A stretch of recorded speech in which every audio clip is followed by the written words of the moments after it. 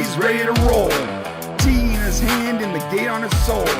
Hits up Brian, yo, you good for the night? Brian's been editing, grinding all night. John calls Gary, what does he find? Walking with Hathor, love on his mind. Whoa, queen, but the mission is clear. Stargate stream, yeah, the time is near. Brian stacks a sandwich tower so tall. Fuel for the watch along, he's eating it all. Gary's in the kitchen baking under command. Marriage cake rising, whipping her hand. Now the crew logs in, energy strong. Heat stepping up, we've been waiting so long. The wormhole spin and the vibe feels tight. Sci-Fi Chronicles Stargate tonight. Yeah, baby! My name is Brian, and to my left, this side, is Gary, and to my right over here is That's Jeff right. from Suns and Shadows. And John is not here today. He had some power issues. He was trying to create his own ZPM, or ZPM, as you guys would like to say. Crashed the network. Rodney McKay showed up. He said, "What are you doing, bro?" They took it, and now he's in arrest in the Wraith prison. Unlike He-Man, John does not have the power. Right. But he'll be back next week. Do not fret, my friends. Do not Yes, fret. but we are here today, Pretty heads. ready to pour all the loving onto Stargate. Yes, so we are watching episode 6 and 7, starting with episode 6, obviously. And I would like to dedicate today's watch party to hashtag Save Stargate. Hashtag Save Stargate. And you can always go and sign the petition. Look at any of our Twitters. It's there. I don't have the ability to actually put that on the screen right now. Someone want to put that in the chat, and I'll highlight it. But yeah, go sign the petition. And on Tuesday, we're doing a big Twitter storm. So if you're on Twitter, post anything you want. And just make sure to use the hashtag Save Stargate so that we can get that sucker trending. Share. And maybe, just maybe, we can save this thing. But if not, that's fine. We're still going to be here every week, no matter what, watching Stargate SG-1, Atlantis, and Universe. And if it goes well, maybe we'll slap Stargate Origins in there at some point too. You know, there you go. There's two petitions going on now: the Stargate one that Brian just mentioned, and then the other petition for Brian to petition Arby's to make sure that they include enough sauce into his orders next More time. sauce. By the way, so that's out there too. Yeah, just so you know, just so you know, and thank you, Christy. There's the link right there. Change.org/save. No, that's not the right one, dude. It's okay. I'll find it right now. I went to Arby's again today. It's Save the Gate. I went to Arby's again today, and I was like, look, last week or 2 weeks ago. No, I told him, I was like, listen, 2 weeks ago, you screwed up. You gave I bought 3 sandwiches. I came home and there was no sauce. And I'm like, I can't eat these dry ass burgers. So now I'm running around my house trying to find barbecue sauce. Gary was like, "Oh, dude, just grab some barbecue sauce out of the fridge." The rest of us aren't wealthy like Gary is. So I ended up mixing ketchup and hot sauce from Taco Bell together to get a similar. The guy looked at me and he didn't even say a word. He just reached in there and he grabbed the largest handful of sauce I've ever seen in my life. And he goes like this, without breaking eye contact, like this. Oh, that's like passive aggressive. Yeah, passive aggressive. And he just filled up like an entire bag of Arby's sauce, bro. Well, there you go. So I will not be moving. I will not be running out for a long time. Anyways, yes, there's a petition right there. It's change.org/save the gate and hashtag Save Stargate. So remember, this Tuesday, go crazy on Twitter as much as you can. Type in hashtag Save Stargate. And I'm getting the details of that Twitter storm as we speak. There's been a little bit of a lack of organization lately with the Save the Stargate thing, but I'm trying to fill in the gaps. And then once I get all the information, I'm going to put up a giant post on all the YouTube channels, and I'll send it to Sons and your channel too, Jeff. Yep. And we're going to get, hopefully on Tuesday, everyone will be tweeting the hell their best Stargate memes, jokes, whatever they want, but as long as they're using hashtag save Stargate. In fact, even if you tweet something that's not Stargate related, but you put hashtag save Stargate, it will still help the algorithm. And that's what we're here for. So let's do that. In the meantime, let's watch some Stargate. You guys ready to watch? Absolutely. Oh, yeah. Let's go. Well, listen, the timer's about to appear on the screen. I'll show you what it looks like here. Looks like that. You can watch Stargate along with us by just syncing up the timer with whatever you're watching. Or you can go to Discord. Where's the Discord link? Oh, goodness gracious. I better get it. Usually, by the way, John does all this stuff. But here we go. Okay, I'm gonna put the Discord link in the chat. You can also watch it with us in Discord. I'm sorry, never. And oh, Christy, you're great. She says every post that she makes has hashtag save Stargate in it. All right, you can go there. Go to our Discord. We are streaming a 4K version of this sucker. It's actually not 4K. It's 1080p, but it's still better than the original. It's gorgeous. It's gorgeous, and that's the link right there. It's in the chat. You can go to that. It sends you to a watch party Discord where I'm streaming the show, or just sync it up to the counter. And also, you'll see a preview of this without sound in that box. So if you're like, my screen is not matching up with what he's, where they're watching, then just match it up that way. Either way, I wish we could just play the entire episode on YouTube, but then YouTube would firebomb my house from orbit, so I can't do that. Is there a way to pin that link to the top of the chat? I'm sure there is. I'm sure there's a way to do that. latecomers? Let me see how I do that. Hold on.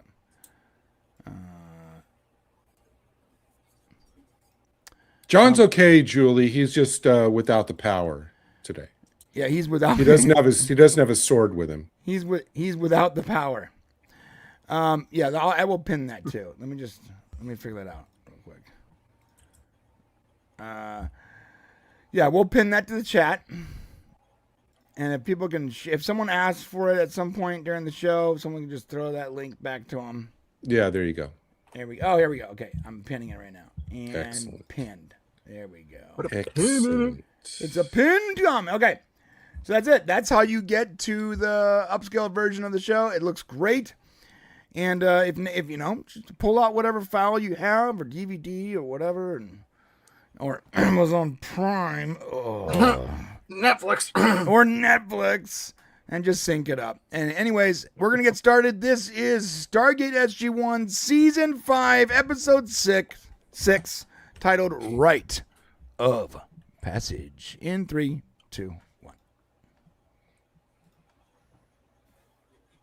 This isn't about somebody like having what for the first time, is it? Oh, no. Okay, very good.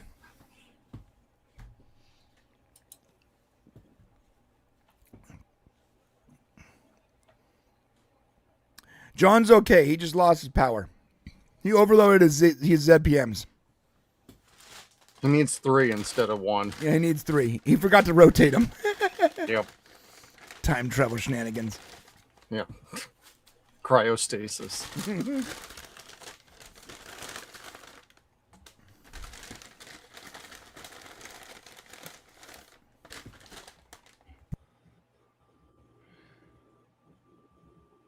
Oh, we're in the bratty years, are we? A little bit. Oh, good for I do you. like the recasting of Cassie. They did a good job of her. I agree. The old casting was Yeah, don't mess with Janet, Cassie. She can stare you down way better than you can. all right. Sandwich up. Janet's a beast when she needs to be.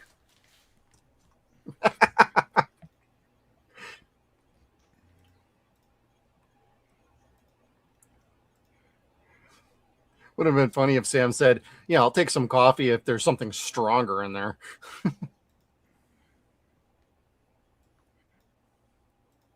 It's always a boy. Oh yeah. They should have had Janet should have brought teal'c, who could just look at her and go, "Cake." Kick now. Cake Cree.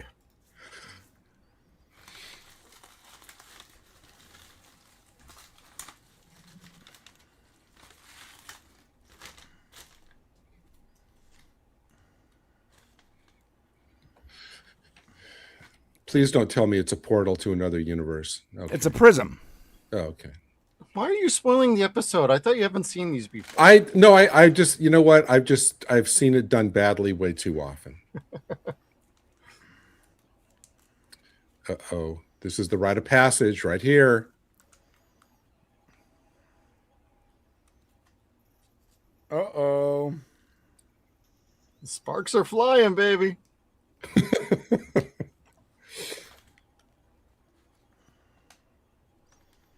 What did you do, bro? You knocked her out. What'd you do to her, you brute? Oh, good. Oh. I love how Janet just threw him out of the way.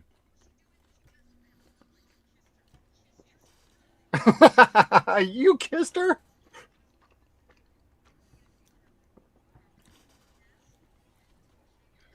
And call the cops on this guy.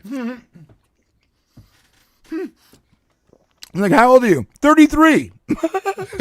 Start running, kid. Yeah, he should be glad that teal'c wasn't there. Teal'c would have hit him from like a 400 yards away with an avocado. That's right. teal'c just grabs his head and just slowly squeezes. It would be that scene in Uncle Buck where he just like puts a golf ball in and drops him from like 400 yards. Oh my god, yeah.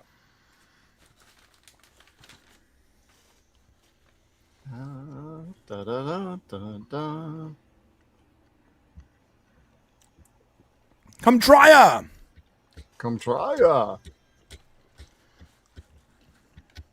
Now, remind me, when was the last time that we actually saw Cassie? Was that in season 3? I believe so. Technically, we saw her in 1969, right? Yeah. But that was older Cassie. Yeah. No, I mean, yeah, the young. Okay.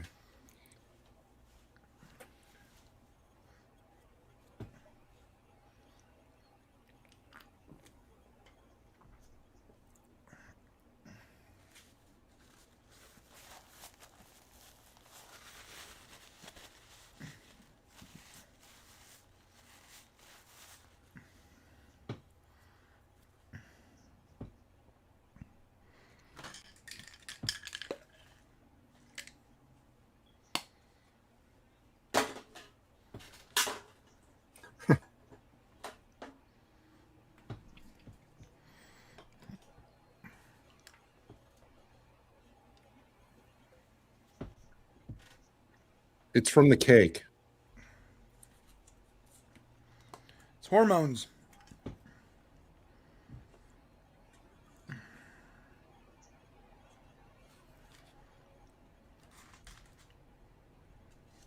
Into the forest you must go. Into the forest. Follow the yellow brick road.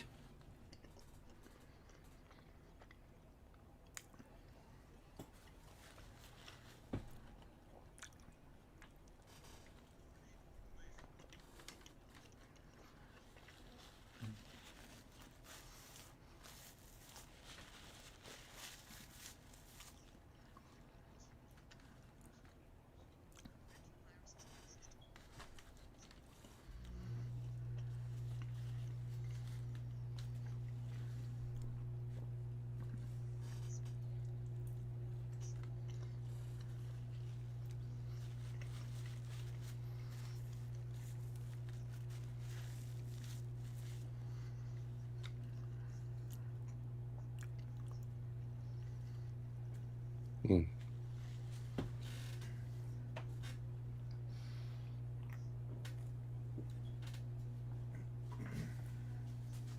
Hi, Mr. DeLuise.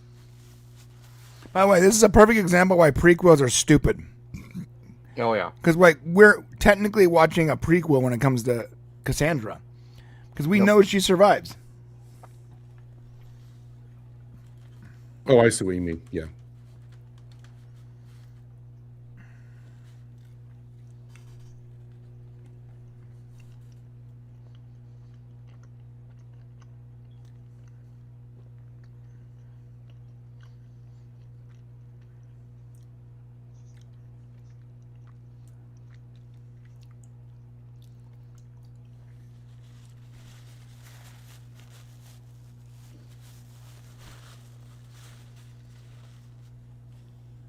Well, there you go.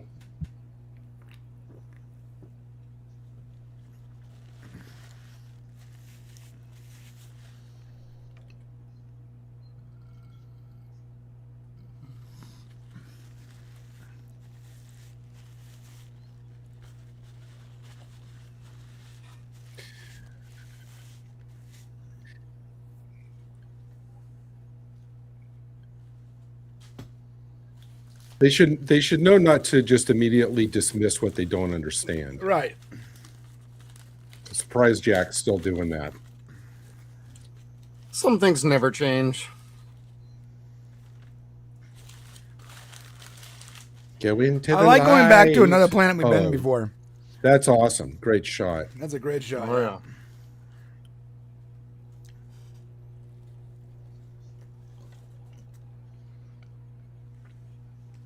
That we never spotted before.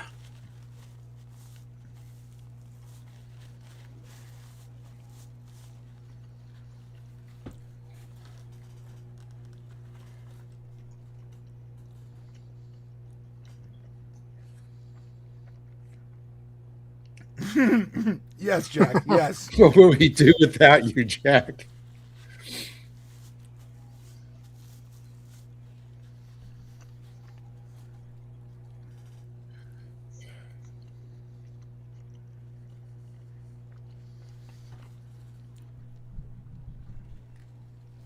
Oh, look. Oh.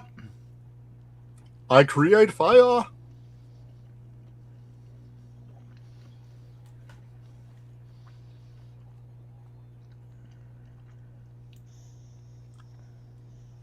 Whoa. That's unexpected.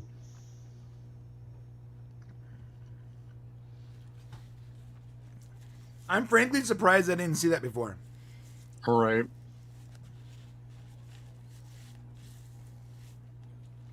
Love the sets on this. This is cool. Yeah, it's beautiful.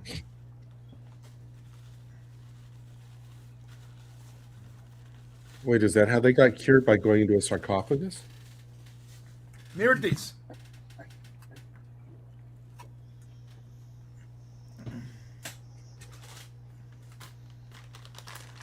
I don't think I'll ever get tired of seeing those rings, They're ever. super cool.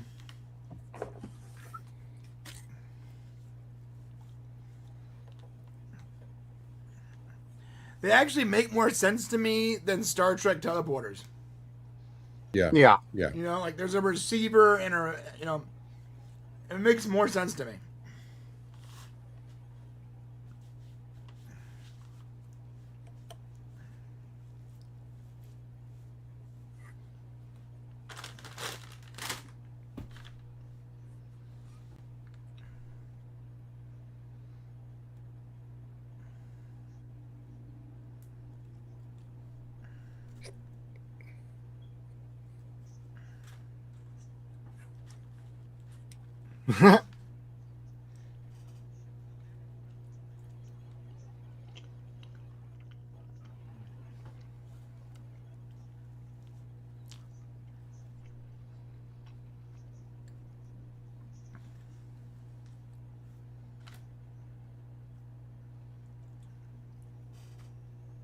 Daniel, stop turning stuff on. I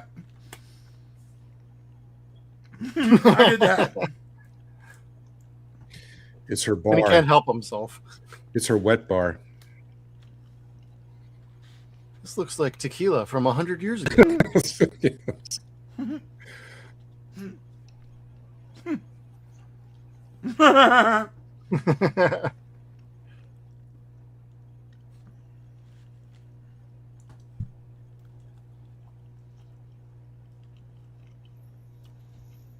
There you go. You'd think they'd have some security on the infirmary.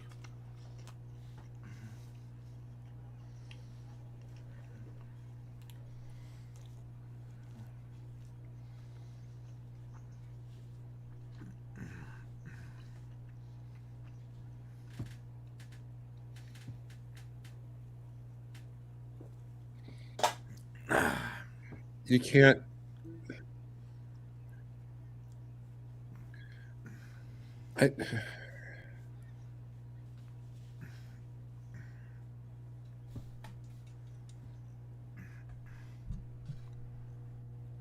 I'm just gonna talk. But why?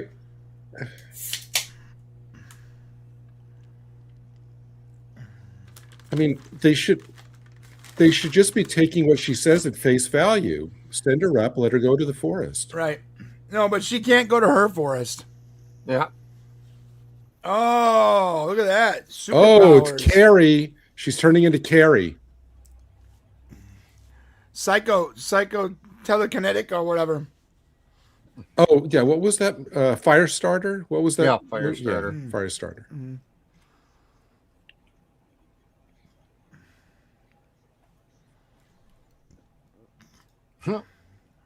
Maybe. Yeah, look at the destruction she caused. She wrecked a hallway.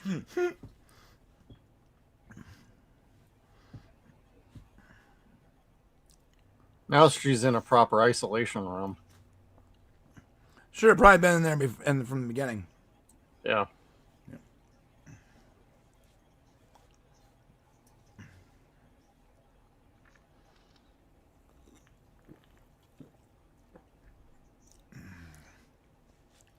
Well, then it makes sense that if there's no antibodies in her inside to help her fight it, then that means the cure has to come outside, and they should just send her into the forest.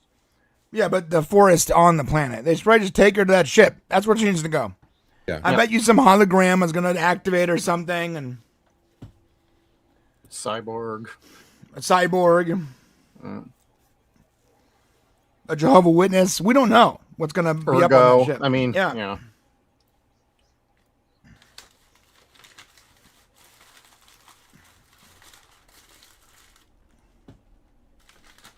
There you go. Just listen to her.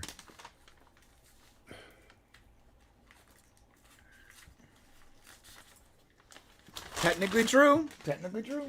Yeah, yeah. That was a good meal, you guys. I want you guys to know that.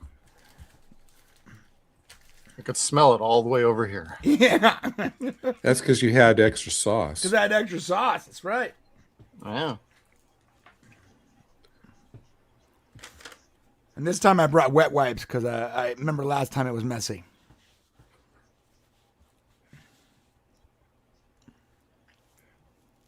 Next time you go, tell that same guy that he didn't give you enough wet wipes. See what happens. You're right. See what happens. He's just going to throw the bag at me.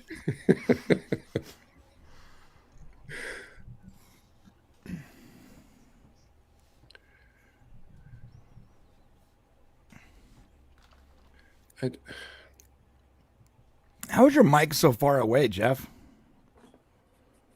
Oh, it's hanging over the top of my monitor. My desk is really small. I I gotta get my mic right up in my face for it to pick up.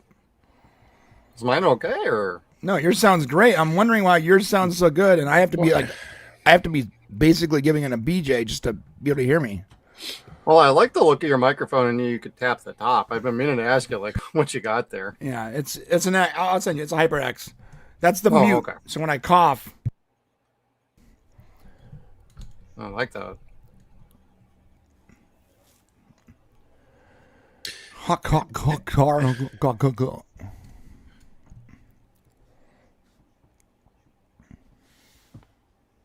I like it when Daniel and Teal kind of try and figure out all the Gould languages and whatnot together. Yeah, he's sort of like a reference guide for Jackson.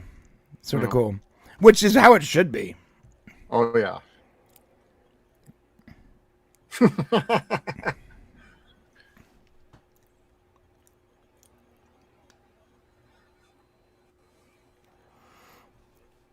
I was going to say somebody's invisible there.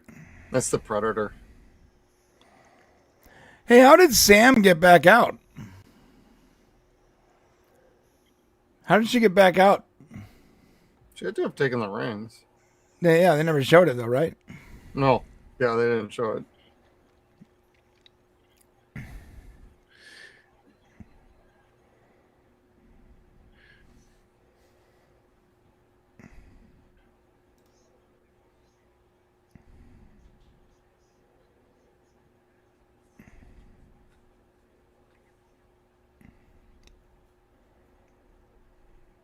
I'm becoming a woman. You'll be a woman soon. Who was that? Neil Diamond? I don't know. I'm not a fan of Neil Diamond. Well, neither am I. I just recognize that song from the oldies station. Am I wrong in wondering why Sam and Janet haven't even like pondered maybe we should take her back to the ship? Well, the last thing you want to do is take her there and nobody can help her and they can't figure out what to do. Yeah. And Right. what is she doing? Just sitting around for forever? Yeah. Right, and then what if the ship triggers something worse? We don't even know. Yeah. Yes, they could be compromised to the nth Yeah, degree. okay. Because the Good- last time we good dealt point. with Cassie being sick, they nearly blew up the Stargate. And Yes, Right. okay. Stargate Command. Oh, and to answer your question from earlier, last time we saw her was season 2. And not Season just 2. 1969. She was in earlier episodes. Ooh.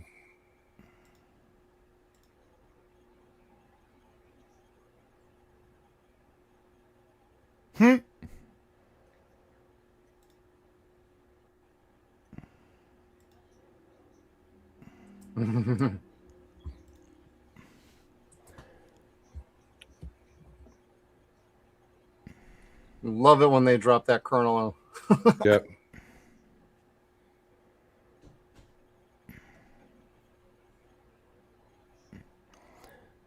I'm gonna try to do the same thing. A danger to humanity. Didn't work. I thought about Soda. Reese's peanut butter cups and they didn't come to me. Soda. Nope. Gotta get it myself. If you had that power, Brian, of what Cassie just showed, you could just walk into Arby's and like think, and all the stuff would just fly into your hand. You wouldn't have to ask for it.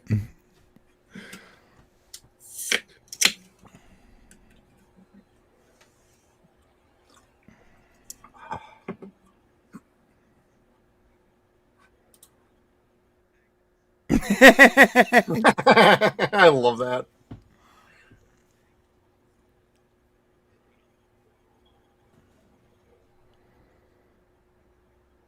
So when you're driving, they don't rattle off. Magnets. Sam's looking at him, is like, Jack, you're so cute.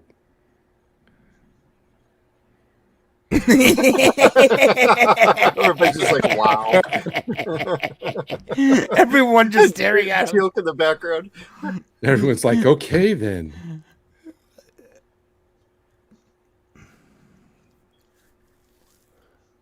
For human.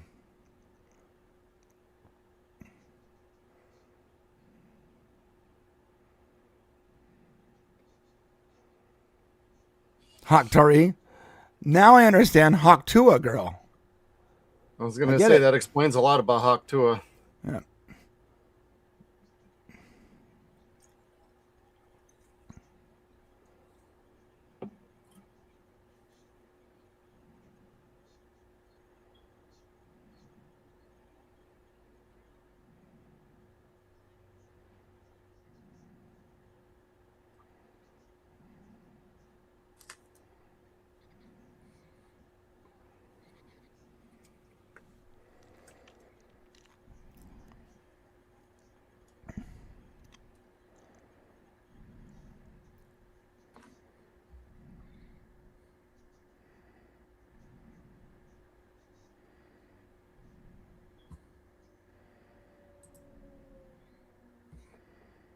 She got caught by the system lords.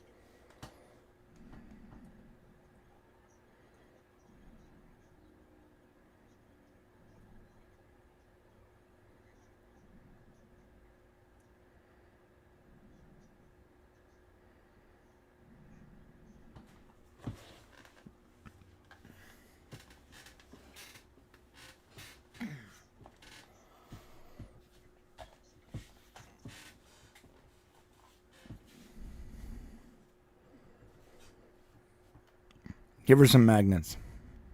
Yep. Big She'll figure it out. magnets.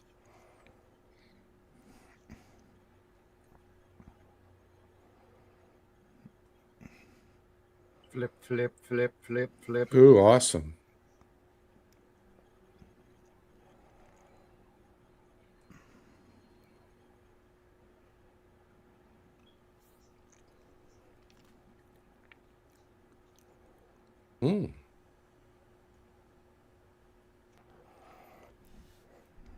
Oh, she's getting dehydrated. Yeah, yeah. Pump those hydration IV up, dude.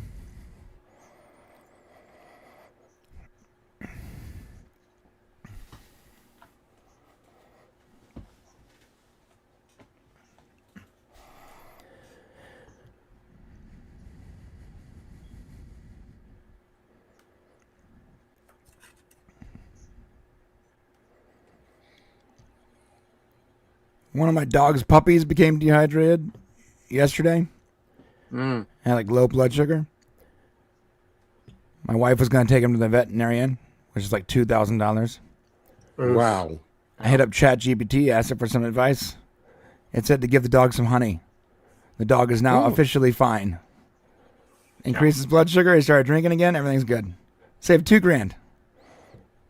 I'm blown away. Honey is a miracle. Yeah, it's a miracle. Helps with allergies too. Yeah. Yeah. Dude, the dog is completely fine. I gave her like a teaspoon of honey. I'm not saying you do that for every dog, but it worked for this one. No, yeah. Our 5-month-old puppy had a limp for about a week. He's fine now. It's like bounces back like rubber. That's crazy. Yeah, it just had low blood sugar because it's a puppy and probably skipped a feeding or whatever. Probably. And a low blood sugar can trigger like a cascading effect for small dogs where they don't drink because they have no strength. Yeah, dude. I was like, thank you, ChatGPT.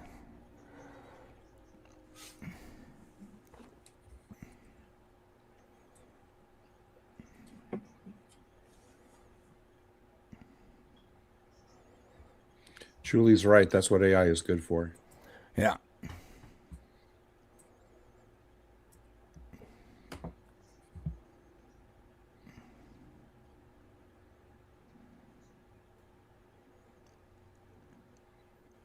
You know those animations that are on that screen? I have those animations. Joe Malazzi dropped a folder on Twitter a while back.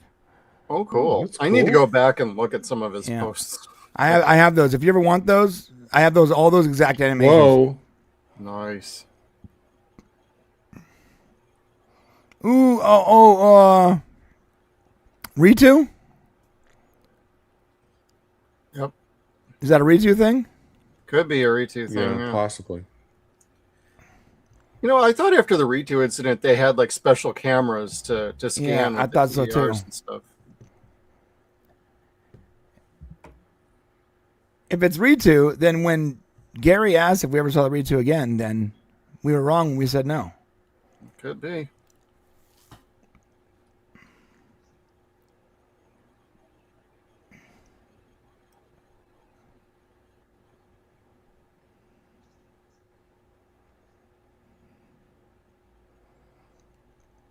I think that's a human instinct.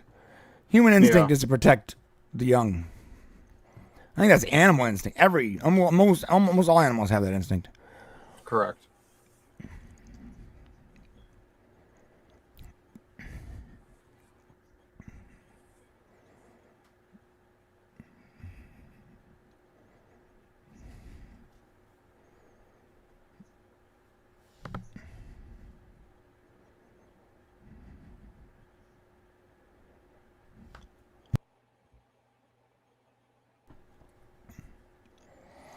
What about the Gould healing device? I'll be hand right device that- here. She's a good young actress. I'm surprised they haven't tried yeah. that yet. Well, remember, Carter has no confidence in being able to control the damn thing. That's true, yeah. Like the last time she used it, she basically put Seth into the ground. That's true, yeah.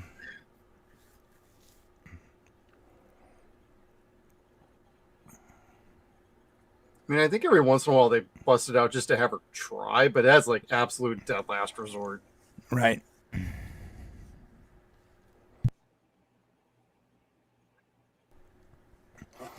If I were Sam, I would spend my off time trying to heal like rats or something with that thing. I would just learn how to use it.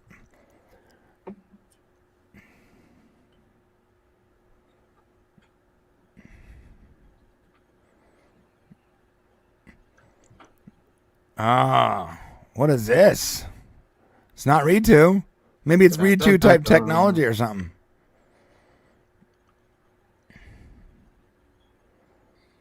It's Ritu. That's obviously near Ritu V2.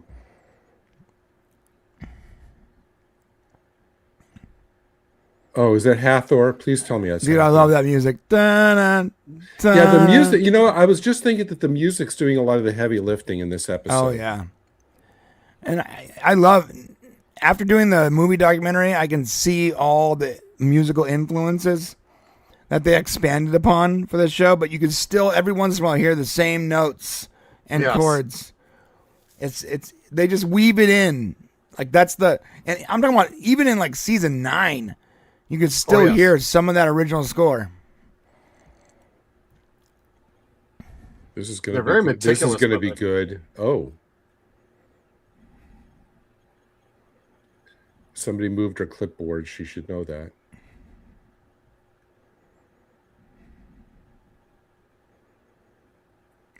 Dun, dun, dun. Yeah, yeah, that's right.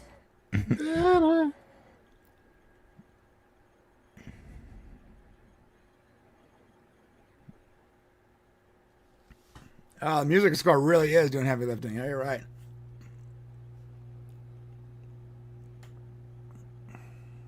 I hear it better when I'm on my buds instead of on my surround sound. Right.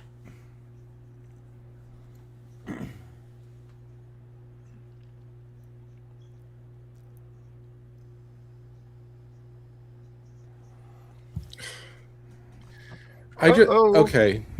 I'm gonna put a pin in this until our after episode discussion.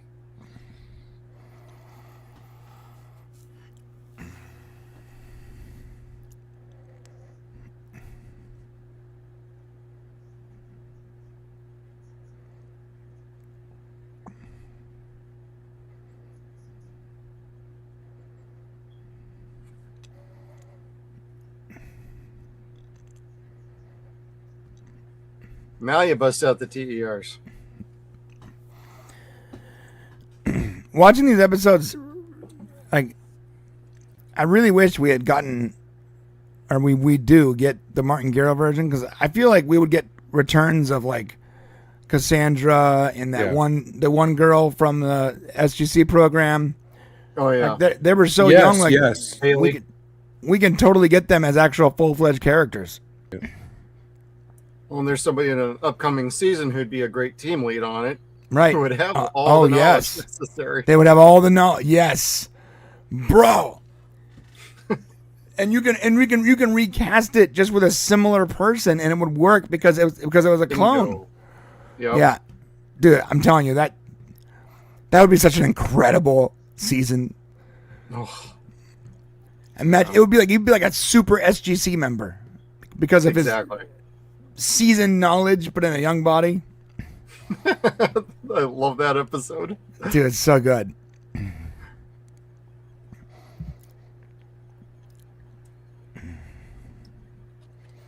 So many hanging threads that I know. could be explored. When someone on Twitter the other day was like, SG-1 wasn't canceled because of ratings. Yeah. It was like, it canceled because they ran out of stories. I'm like, what are you smoking? And even Joseph was like, no, I was there. And no, I heard about it from kids on my school bus. And I'm like, Right. I'm like, What are you I was like, talking about? you're arguing with the guy who wrote it, right? since like season 4. Like, Are you arguing with Joseph Malazzi about why it was canceled? Why are they? Would somebody tell me why? Like the adults are. Oh, not yeah, just- there's the Ritu weapon. See? Oh, that's awesome. That was awesome. Dude, so they still have the Ritu weapons. Yeah, What happened to the cameras they installed? exactly. When we reviewed this episode, like, I think it was last year, we brought that up. Like, they have the stuff installed. They didn't see this. So Nirti's using Ritu tech. She's got her own invisibility tech, but it's about the same concept and Right. principle. So it should recognize, and the TER just Because they showed use her that anyway. Ritu weapon. Exactly. The phase whatever. I love that the service, the airman it pointed it to point her out, and O'Neill is the one who took the shot. It like shows teamwork. It wasn't just all O'Neill doing it. No. This is a good casting, by the way. Oh, teal'c? Yeah. Mm-hmm.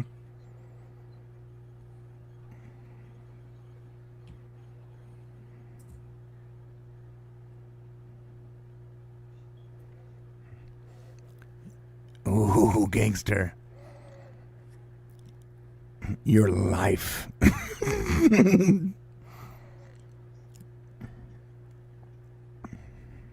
You put in that position.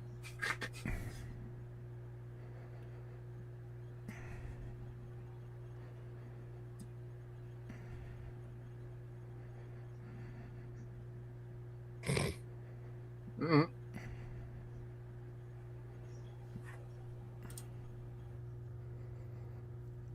Just lie, guys.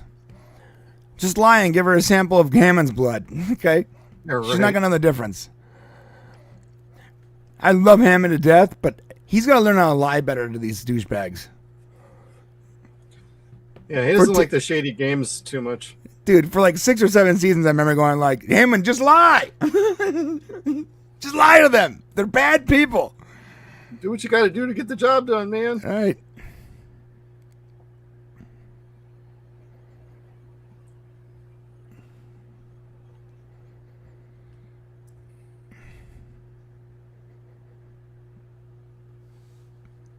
Bow, chicka, bow, wow.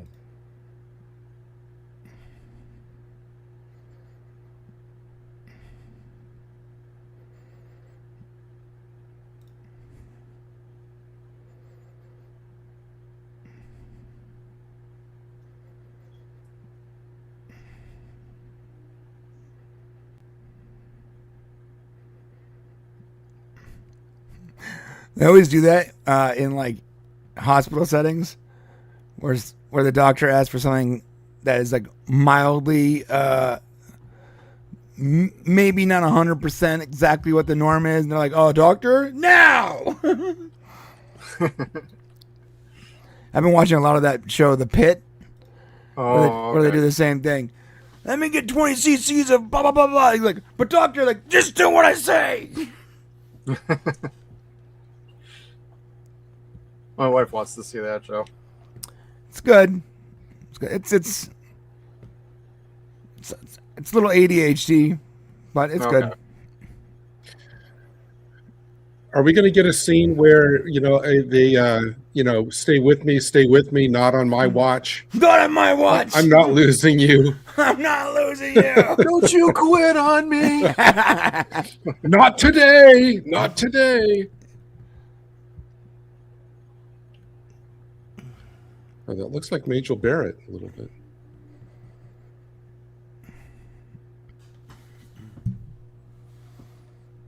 Morphine sulfate.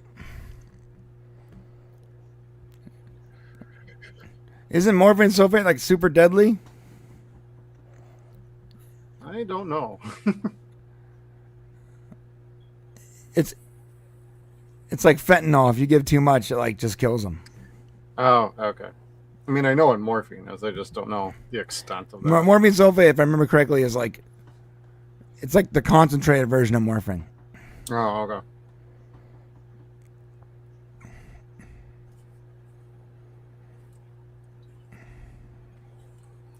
That's correct. So lie to her, Jerry. Lie to her. She might, but if they give him, let's say she gets Hammond's blood, who's to say she could look at it and instantly and say, "This is human blood. You're trying to deceive her." How would she know without equipment? I don't know.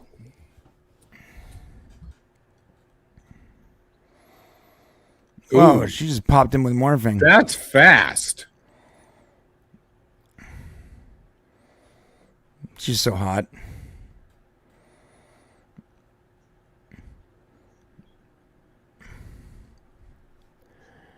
Morphine sulfate. Okay, so morphine sulfate is used to treat side effects of drug abuse and lessens the effect. Okay, so I'm wrong. So there's another form of morphine something that is like concentrated morphine. Oh, okay.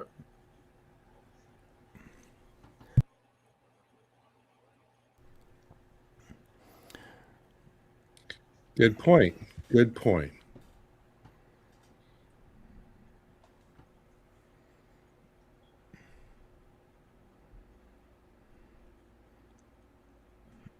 Got to solve the immediate crisis and figure So is everything morphine out. sulfate is sort of like the same stuff they use to treat like meth addiction, right?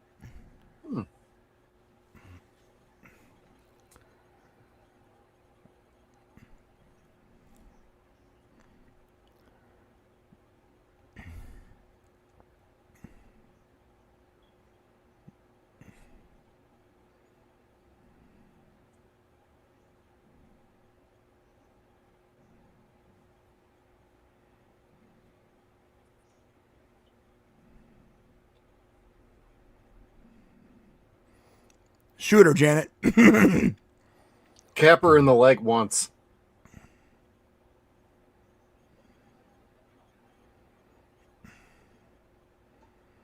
Pretty Fine. gangster.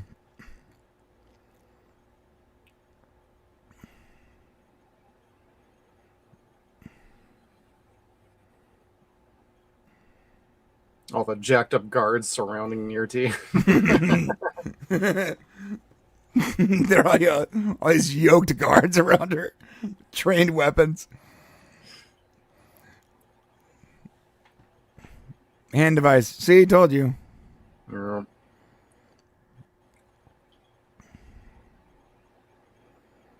And whatever the hell that is.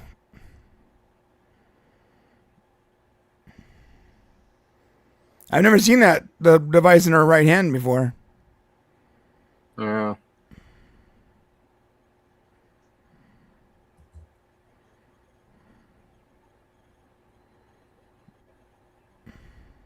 Or I will shoot you. Yeah. Biatch. Try again. And Jack's like, after she shoots you, then I'll shoot you. Yeah, we're all gonna shoot you.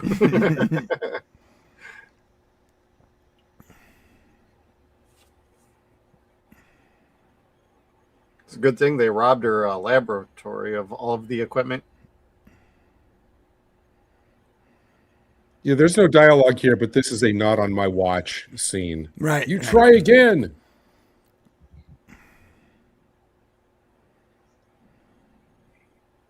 Guess my better judgment.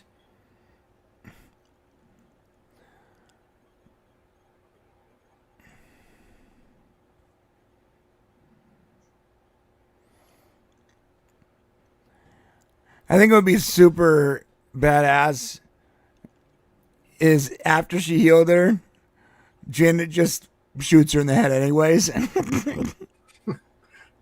I would have done worse. I would have, if they let her go, send her to a planet that she cannot get escape from. Yeah. An ice planet somewhere. She doesn't know she's going through the gate. Yeah. We're just telling a random address. Yeah. Don't they do something like that in a future episode? I think so, yeah. Yeah.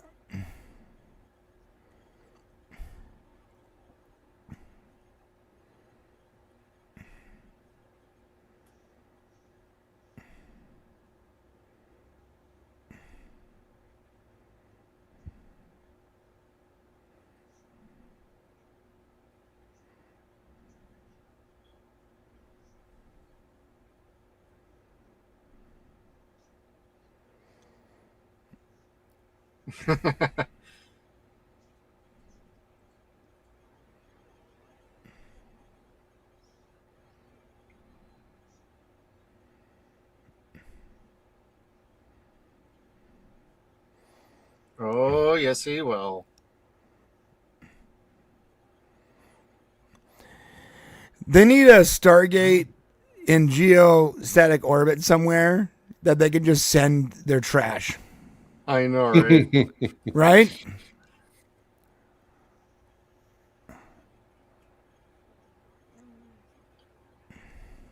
And Hammond just being, ugh, I can't believe we let this chick go. Why didn't they tag her or something? Yeah. Could have, but she might have understood that Right. she was tagged.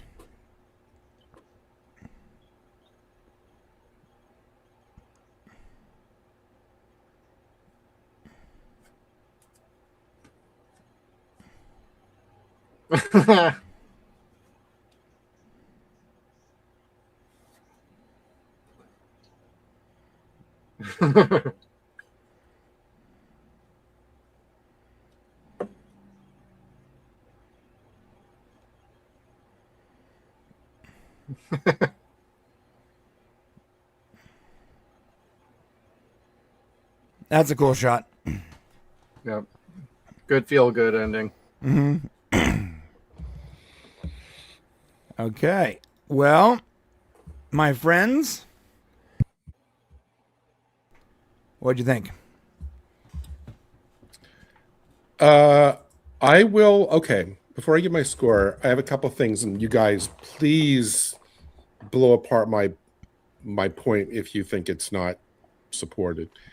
I couldn't understand that, like throughout the episode, why when Cassandra was telling them what she was feeling or sensing, or if Janet says, "Oh well, maybe you can use the bone fragment to try to synthesize it." They were all these ideas were immediately shot down. Oh no, that probably couldn't work because it's 4 years old. Oh well, she's a teenager, so we can't plan our strategy by what she's. You know what I mean? It's like that should be the first thing that you give the most credence to, follow it up, and not dismiss anything out of hand. A lot of these dismissals out of hand were starting to kind of annoy me at one part during the show, because it's like, no, you don't know what's going on. Listen to her.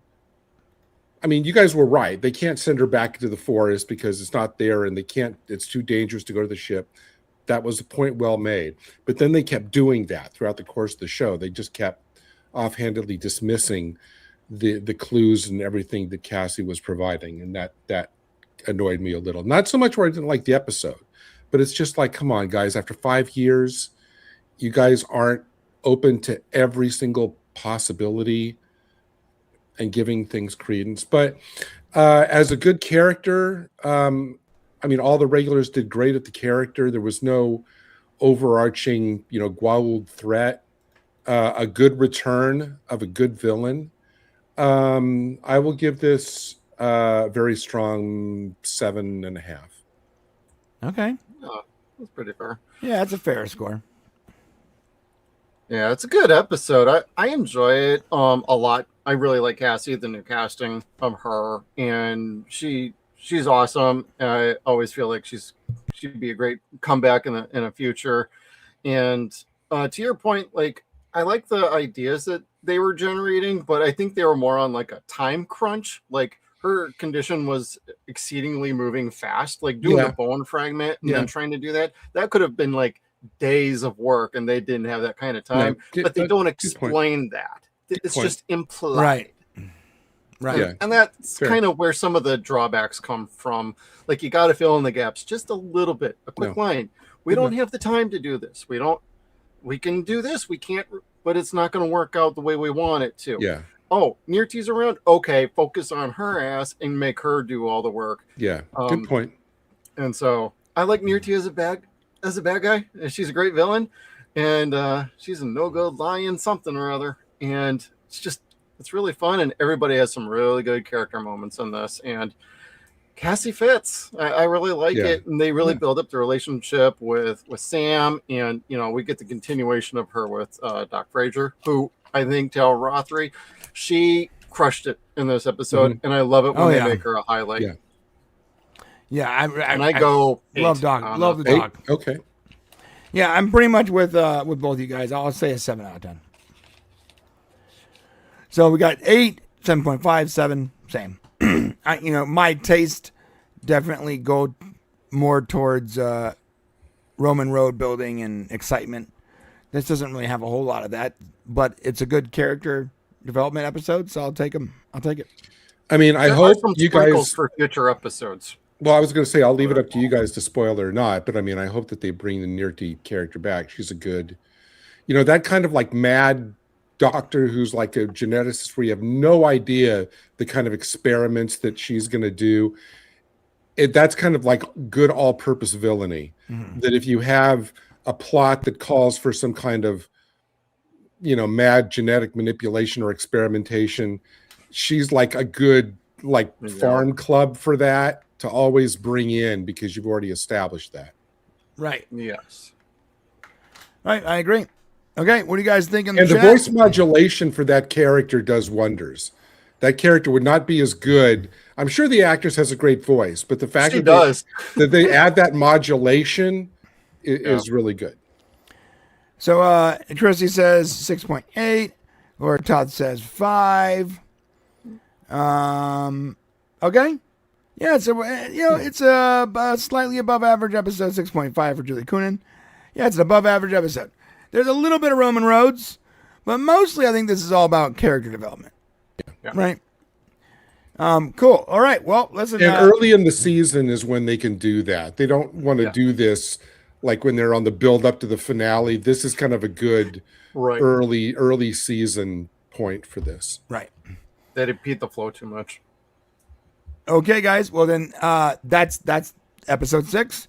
We're on to episode 7. Reminder, you can watch these episodes in their upscaled glory in the Discord link that's pinned at the top of the chat, and you can see it on screen. Or just sync it up to your own version wherever you have that on Netflix or whatever, wherever you're at, to the timer that's on screen right there. See, boom. And that's it. We're going to get into the 7th episode. This is Stargate SG-1, Season 5, Episode 7, titled Beast of Burden.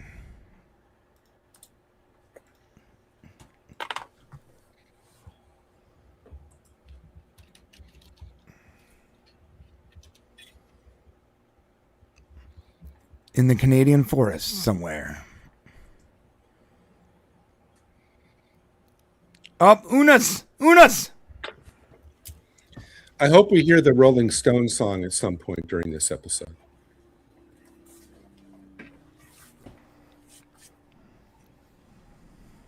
Protein bars. Let's go.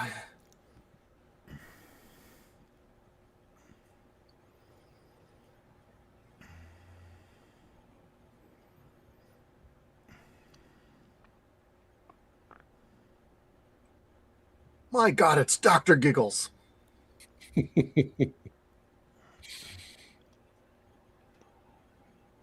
I love Larry Drake. I always think of him as the what was the name of the Darkman villain? Durant. He was so good. He's a great actor. I like this episode because now we're seeing humans using ghoul tech. Slightly more advanced humans than what we're used to. Oh, I never noticed Daniel's got a skull on his desk of something that's still decaying or mummified. Mummified, yeah. So this theme sort of carries on as we start to see more and more other human settlements from other worlds that have their own varying degrees of technology.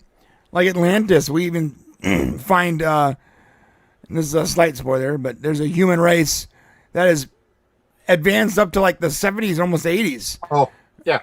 Right? And I like that because for a long time, for like 4 seasons, every human settlement we came across was basically medieval, Yeah.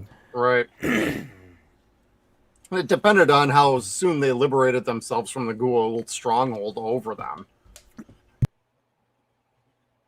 But I'm on a rewatch of Atlantis. I'm in season 3 and I got to Irresistible. And I'm like, this show is way better than I remembered because it's been a long time for my rewatch. That's a beautiful television show.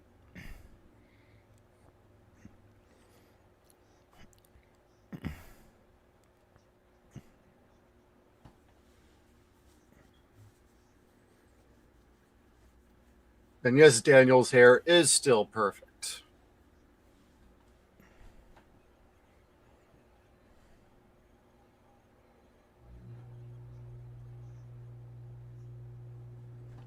Chaka. Chaka.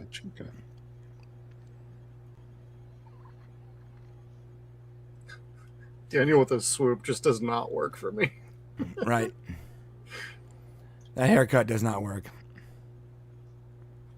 I'd call this Daniel Jackson 90210. Yeah, he's definitely got the Jason Priestley cut. He would have been an alright actor on an SG episode. 100%, yeah. I liked him in that different genre, but he did that show Private Eyes. He was pretty good in that. Mm-hmm.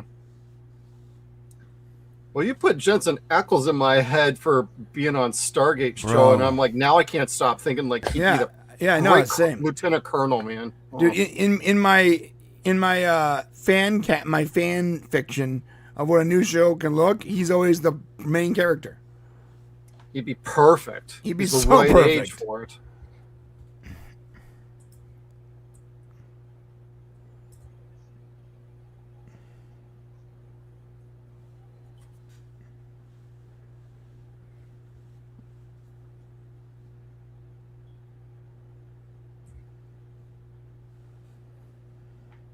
I like how they have all the lights off in the background while they're doing a screen show. Yet every time they do a projector, they usually have most of the lights on. Mm-hmm.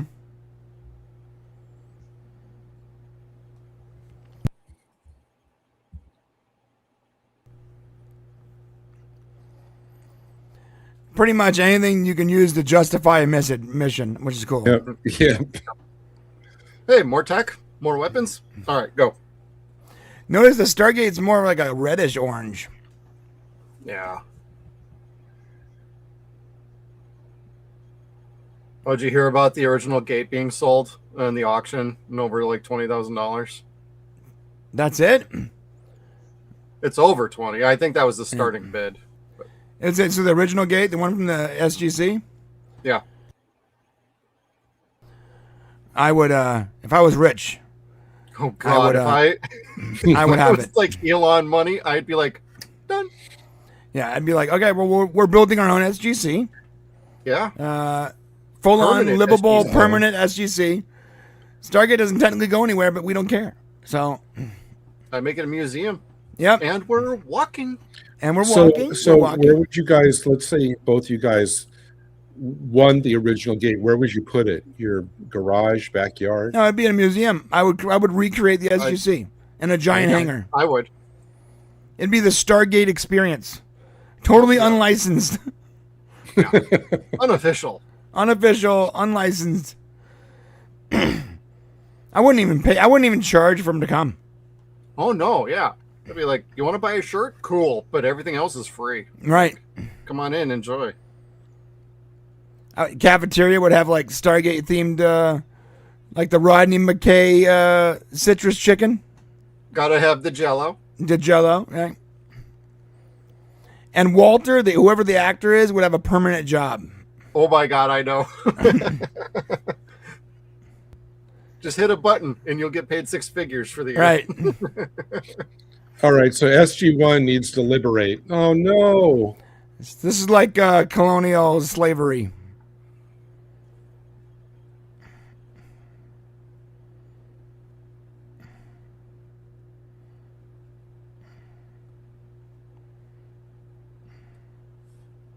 Bunch of slavers, yeah. Man, I want a staff. That's weapon. I cool, got a Gene. 3D print one now. It's dead, Jim.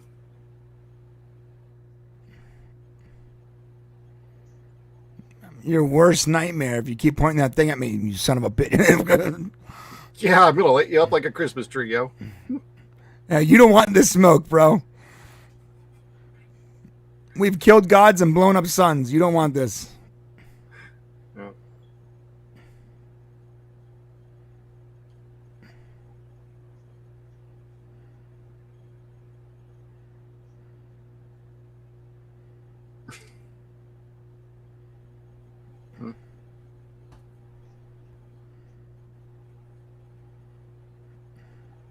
No, Daniel. You're walking them into a trap. Trouble. Never let Daniel take the lead at this point in the show. I know.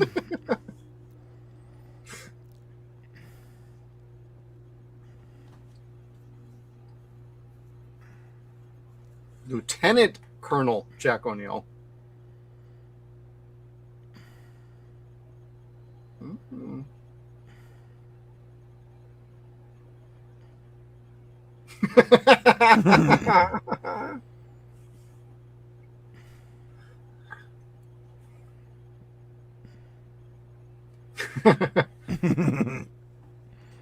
Must be from the Midwest.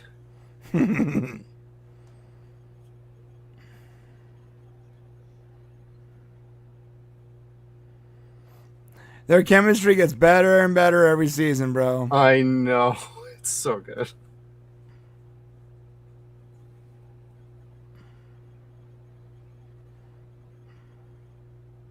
Even what Daniel does in season 6 is still like, wow, that's still really good.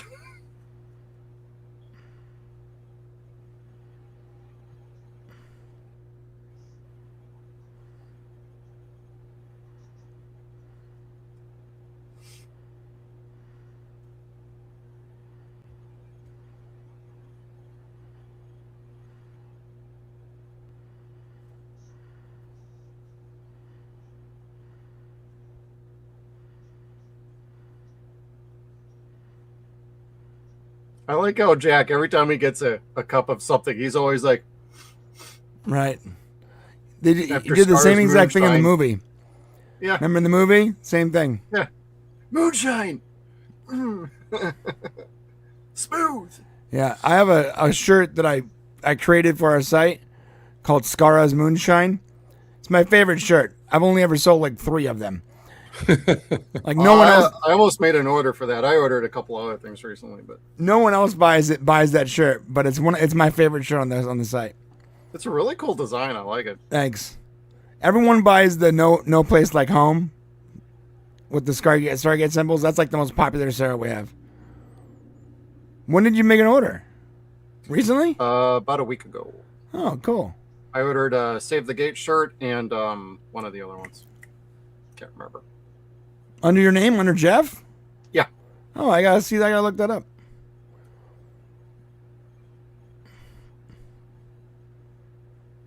Before I start paying off my part of the cruise for next January. I'm like, I better make an order now. What is that device he just used? Is that a Goa'uld stunner thing?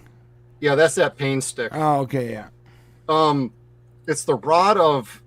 Oh, I gotta look it up. My buddy Steve, who's on our show, he's actually trying to 3D print one, and he's trying to figure out all the specs for it. Hmm.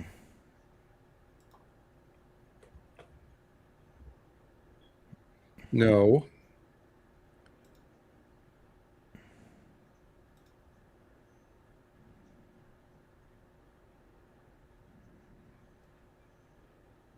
The Rod of Anguish, it is called.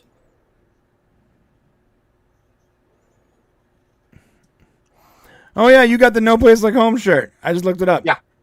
Yeah, it's actually arriving right now. No. No, it's not. I'm wrong. It'll be there. It'll be there on Tuesday. Oh, no problem. Yeah, so you got the other shirt. Everyone always gets the No Place Like Home shirt, which I appreciate. I like that shirt, Yeah. but no one ever gets the Scar's Moonshine, dude. I think the No Place Like Home is more of a generalized shirt, so Yeah. that's probably why. I designed both those shirts. A friend of mine, but designed the Save the Gate, and Yeah. and for crying out loud. But I did the Scar's Moonshine and the No Place Like Home. Okay. There you go. We designed a couple shirts, but they're so simple. It's like, we are not artists. If you ever need help, man, hit me up. My job for 15 years before YouTube was literally just designing clothing. Okay. I always mess with my wife because I'm like the fat white guy, and she's like this like hip. All of her friends are all hip fashionista wannabes, and I'm like, Oh, out of all of us in the room, I'm the only actual fashion designer here. Just so you guys know. Technically, it's That's nerd hilarious. fashion, but I am a nerd fashion designer. Because before my site, I worked in the fashion district designing women's clothing.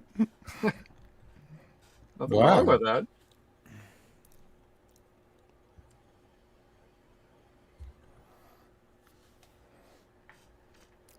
I love the makeup on the Unas. It's so good.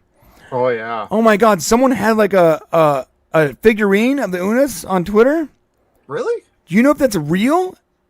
I don't know. I don't think they. Because it looks so good, bro. I don't know if it's AI or what, but I want it so bad.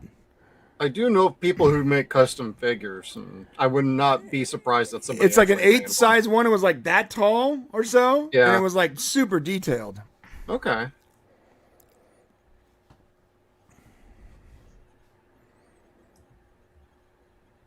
Oh, I know a guy who made the Walter figure. Marks.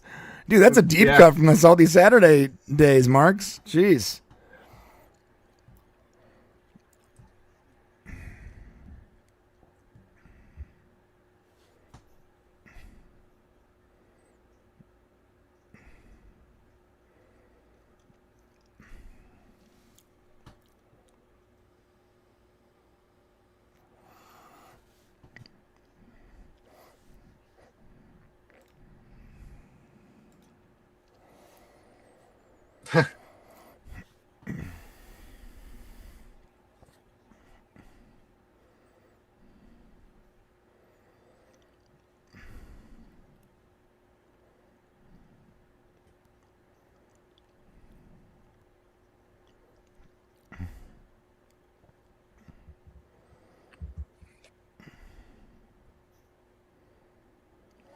Yeah, I think Randall's right here. The actors played Unis a bunch. It would take a lot of makeup. It would probably be expensive to have Unis as like a main character.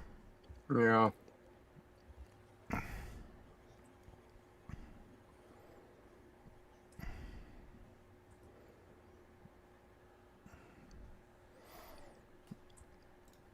I agree with that, Olav.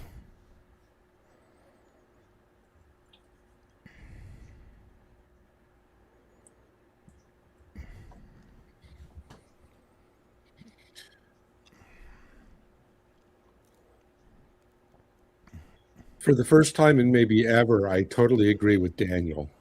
Yeah. But they also can't upend that entire society and start a war. Just for yeah.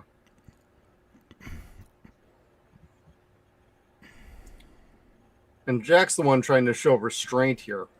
Yeah, which is new. He's like, "You really want to start something here? Okay, I'm trying to warn you not to." Yeah, but like some things you can't just say, well, it's hard, so let's just walk away. It's like, no. Yeah.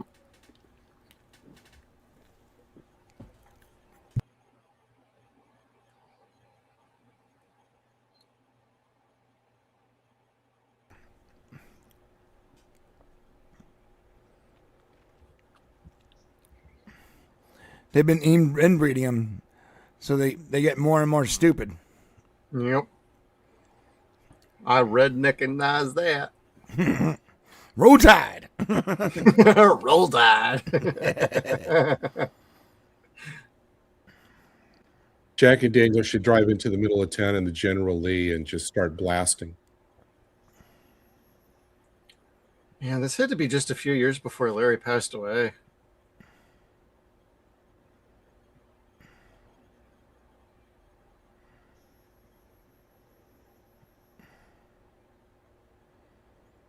And Larry was a tall dude too. He wasn't just Really? He was tall and Yeah. wide, huh? Yeah, he's like 6'4", if I remember right. No wonder why he passed away. Yeah, The bigger the person, the shorter their lives for some reason. yeah. I had a friend of mine, his name was Ted. He died at like 62. Ooh. He was like 6'7", Oh, 6'5", Wow. 6'7", a real tall guy. Not fat, but like not skinny either. Like yeah. normal, like sort of slightly above average weight, maybe. Yeah. And he's got a blood clot one day, man. And because of how long it takes for those blood clots to travel, it's the short kings that live the longest.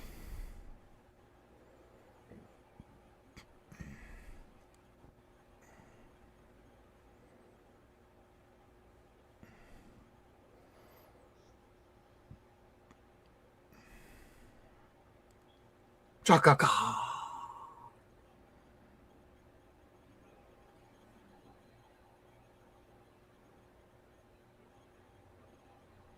I gotta give credit to the actors. You have to do the emote and body language and everything, because you literally get like no words of English or any Right. language of any sort.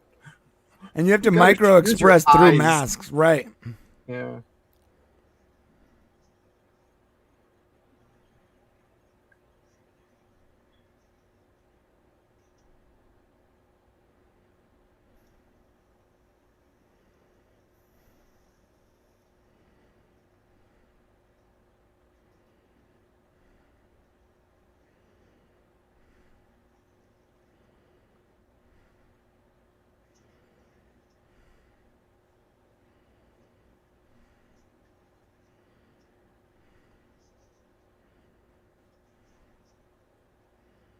No, you got to take them all now.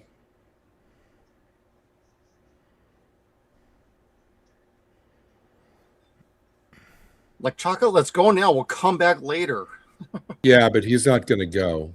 Oh, yeah, I know. Yeah, he's a royal lineage. You know, he's purebred. Pure stock. Just stun them all, Sam. Stun them all. Are they just shooting them? What? I think she's like. Oh, it's cover fire. I was gonna say avoiding she them. just started opening up on humans. Oh, that was a shot. That was a shot. That was not cover fire. Oh, see. Doomed to fail.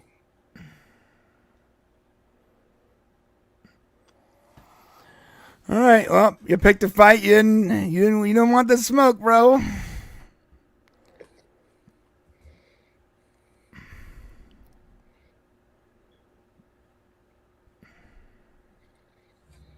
Go back to SGC, get like some squad of troops, just come back blasting.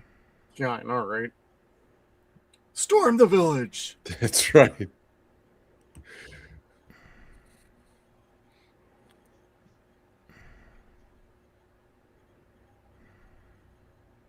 Because he's smart.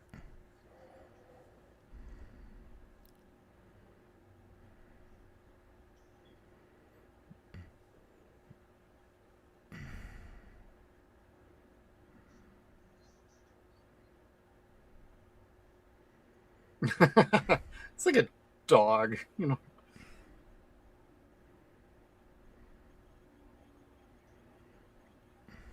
Nice throw. Marines. Lots of Marines. Muscles are required, intelligence and not expected. Bunch of crayon eating Marines.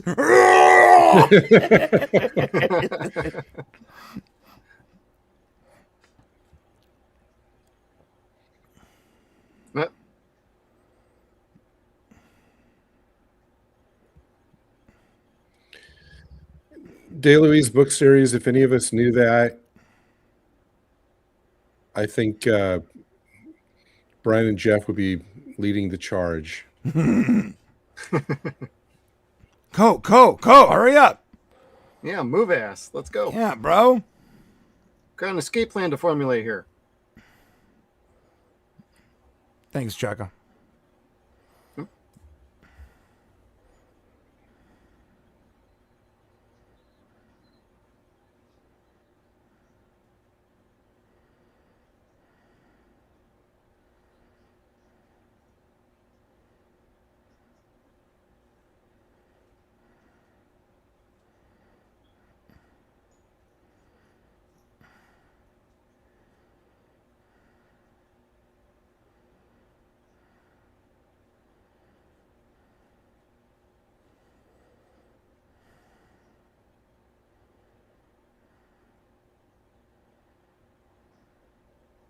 Anyway,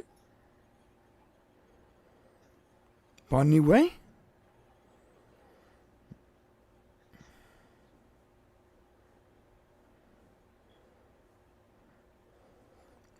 I like how Daniel uses their own inflection, which is cool. yeah. Michael Shanks got so good at doing this job. Oh yeah. He just got so good at being Daniel Jackson. Later on, I saw him in an episode of Supernatural, and I swear to God, it was just Daniel Jackson fighting vampires or whatever it was.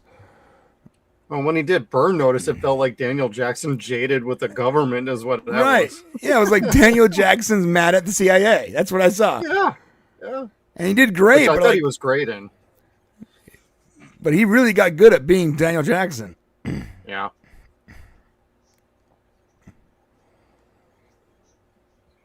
Word.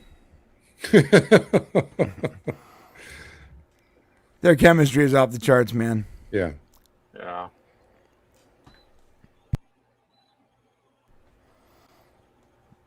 That's what you get when you have 22 episodes per season to work with a Right. team. Yeah, you get really good when you go to work every single day, 300 days a year, you know? Yep.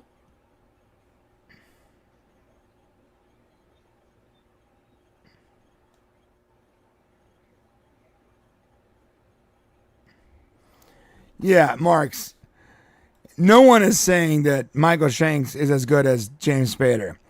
But to be fair, there are few actors as good as James Spader. Chaka Zoe. James Spader is like in my top 10 of all time best actors. Easily. Oh no, great. I'm actually gonna go back and rewatch Boston Legal, which I loved, and I never watched Blacklist, but I think I'm going Oh my to God, you're because gonna of love James Blacklist, Spader. Gary. I love James Spader. I absolutely I've adore watched him. back Blacklist like 3 times now. Every year I start it up again. Yeah. It's very, very good up until season 5. Then it That's falls. what I checked Well, out. but it goes I for was like, 10, oof. right? Yeah, but it falls off for a couple seasons. But James Spader is good throughout the entire series. The problem is Oh, the yeah. writing around the other characters. Yep. It really drops off for few seasons. When they get back to focusing entirely pretty much on Spader, it goes right back to being awesome. But Spader's so good in it. I mean, like, wow, good. I even liked him when he did The Office. Oh, Robert California. Yeah. I'm the Lizard King. Greatest character.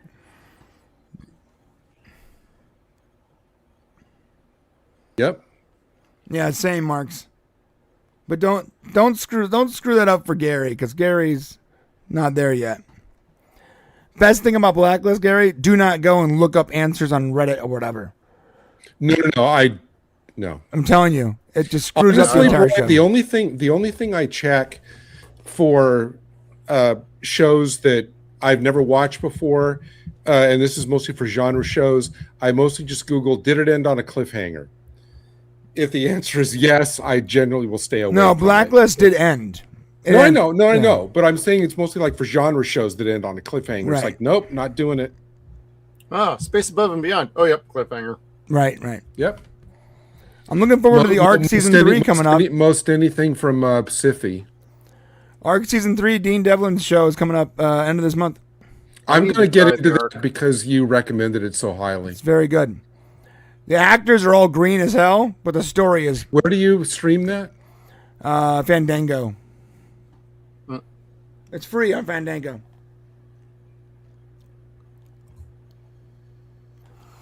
I mean, I also have the files if you want me to give them to you. Like, Okay. as a friend, though, I'm letting you borrow them, and I purchased them legally. Yes. So if you're monitoring this stream, we're not doing anything illegal. Completely legal. You can borrow them, but you have to give Yes. them back. Of course. And he does charge a late fee. So Yes. get him. Like Blockbuster. Someone Someone, owed like $200 in late fees at the end of Dude, Blockbuster's existence. dude, before by the they end of were, like, Blockbuster, I had so many late fees, bro. I was like, I was almost happy that I went bankrupt. I know. I'm like, I'm sorry. I but- still have Blockbuster discs around here in my house. Yeah, 20 years I ago. got a Actually, handful too. I wish that they had released that. It's like I'd love to have the figure of cumulatively how many unpaid late fees did Blockbuster have as a corporation Millions. when they showed when they Millions, closed. easily. I'm surprised that wasn't used as like a line item for their potential profit, you know?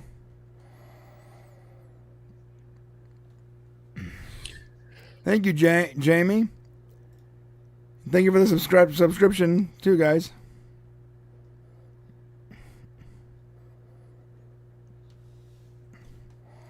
If you're watching this is Sci-Fi Chronicles 79. This is one of our partners in crimes channel. His name is John. He's not here today, but we're running the show for him. We're here every Sunday at 12:30 p.m. PST. We watch 2 episodes a week. Assuming our ZPMs are properly rotated. Oh, good for you, Jamie. Dude, I love that Gary has no idea what a ZPM is yet. I love that so much. I know what a VPN is. ZPN ends up being a very important I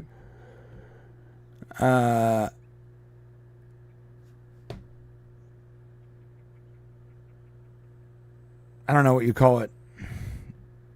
Very important device in the future.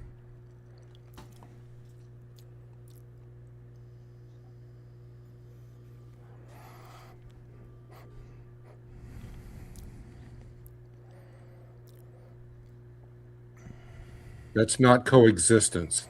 That's slavery.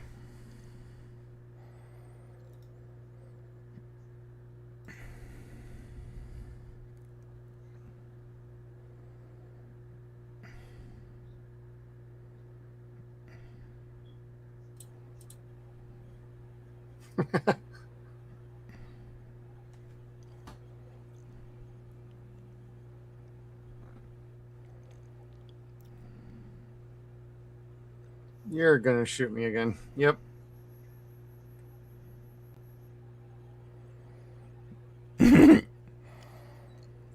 Teal'c is going to go in there and rip that There you guy's go, Teal. arms Go off. kick some ass.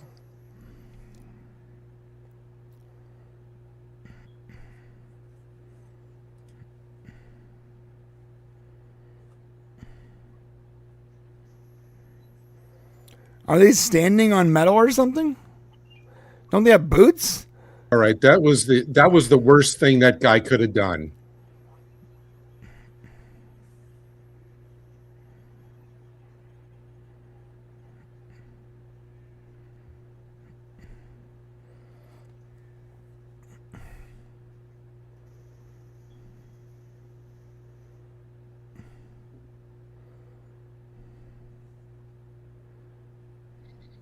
That guy's dead. This is my He's dead. boomstick.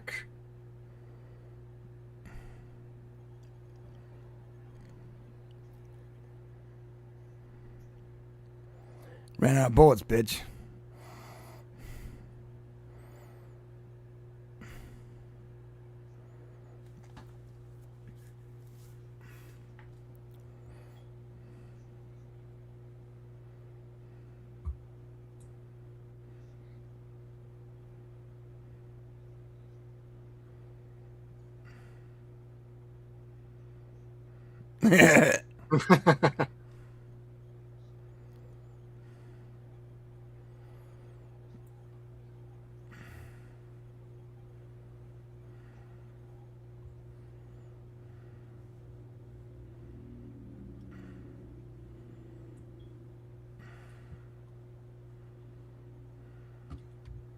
Tell the dead body to stop breathing.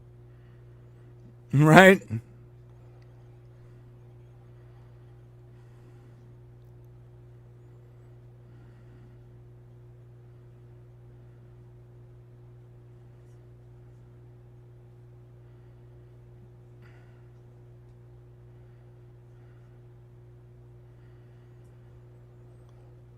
I'm just waiting. I'm waiting for Teal'c to come in and rip that guy's arms off. Yep. And beat him over Hands the head off, with it. head off, Yeah.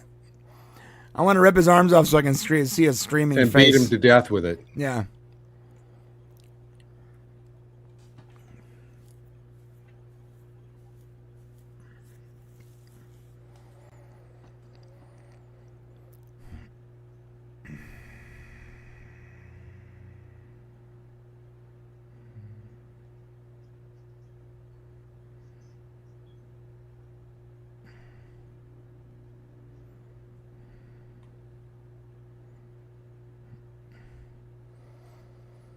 Amanda Tapping is so pretty. It's crazy. Like her eyes are so like bright and expressive. What it comes down to is, what's your favorite hairstyle for her? Long. Atlantis, preferably, actually. Like shoulder length, ponytail. Yeah.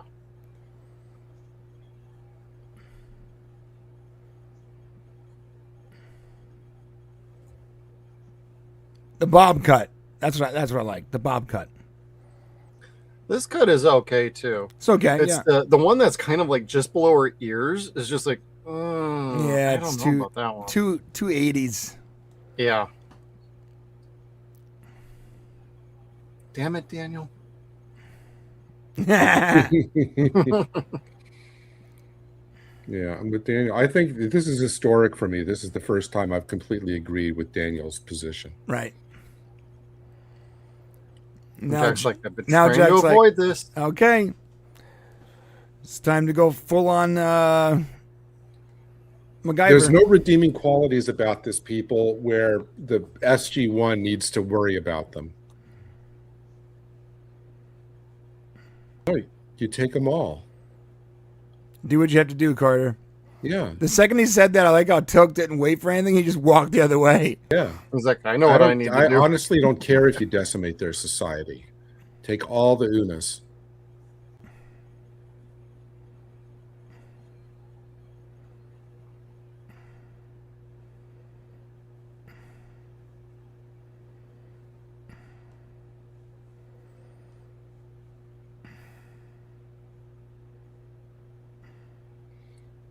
This to me is like getting the Israelites out of Egypt, you know? Take everybody.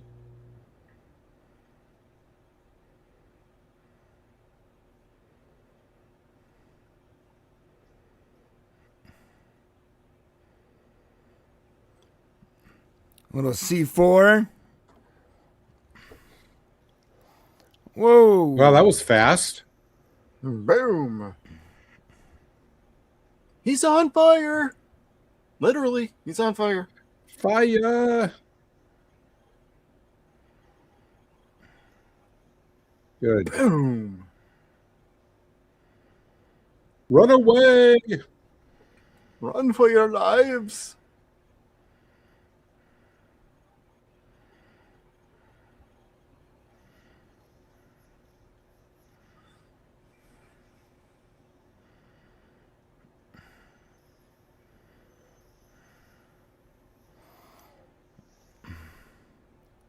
Good for you, Sam.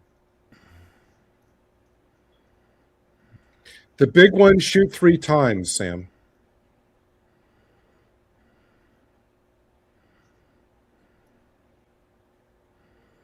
We don't discuss shooting 3 times anymore.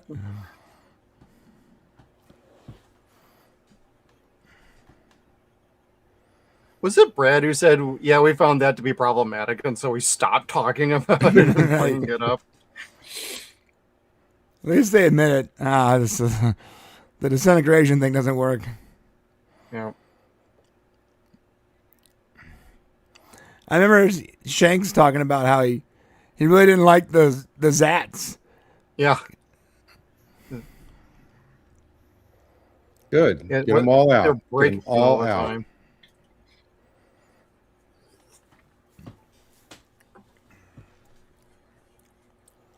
Move ass. Let's go.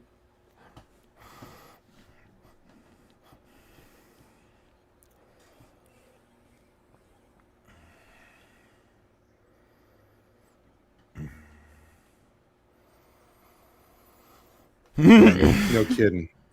I'm out.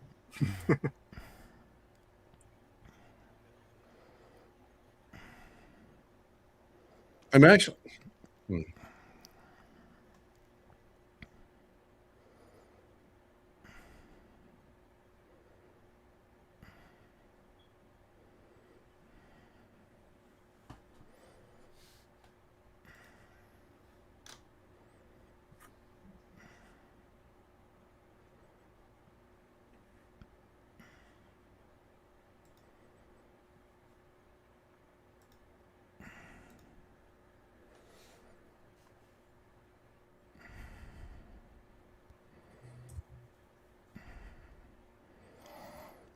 I like that scene because it makes sense that he wouldn't know if he's a good guy or a bad guy. Yeah. Yeah.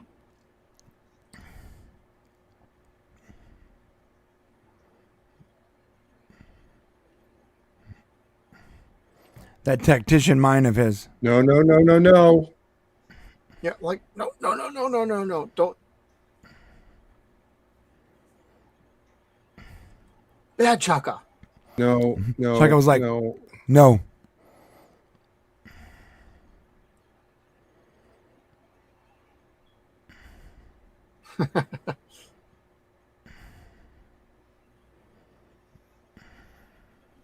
Crap. Ah, where's my Wilhelm scream? Come on. Good. In the Good face. Ooh, that hurt. That was metal. Awesome. That was a cool shot. All right. Come on, All right, Daniel, let's go. Double tap that son of a bitch, dude. Yep. Zoom, zoom.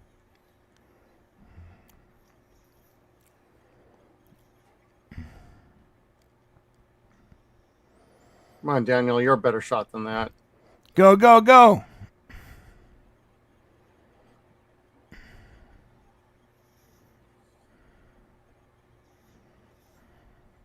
Good. Yeah. Good for you, Chaka. Let's go, Chaka. Good Chaka. Yeah. One more to be sure.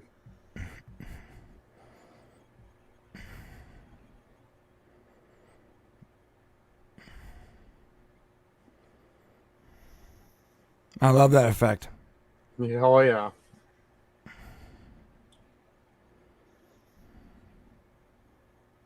Well, you know what? Daniel, he persecuted and tortured him, you know. Chaka rules. Yeah, Chaka's the man.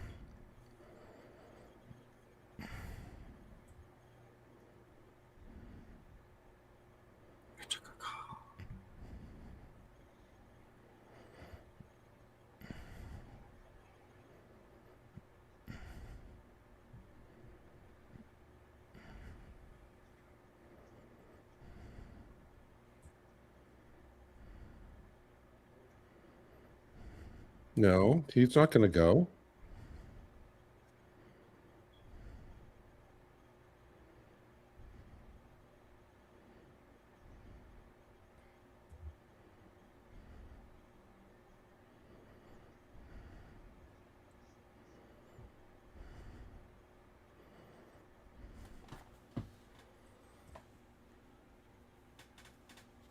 So what the hell are we doing here, Daniel?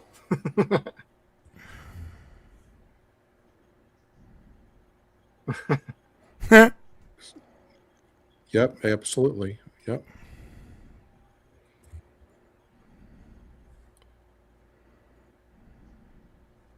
No. Yep. All right, time to go. It's got to be done. Good luck, Chaka. Jack's like, well, that's what it is.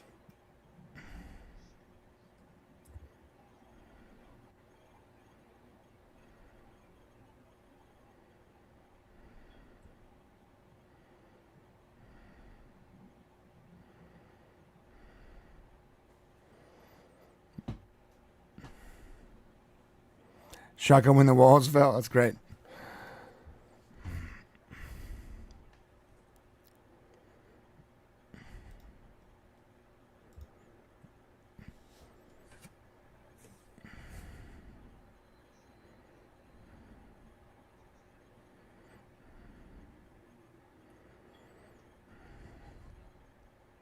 Oh, No.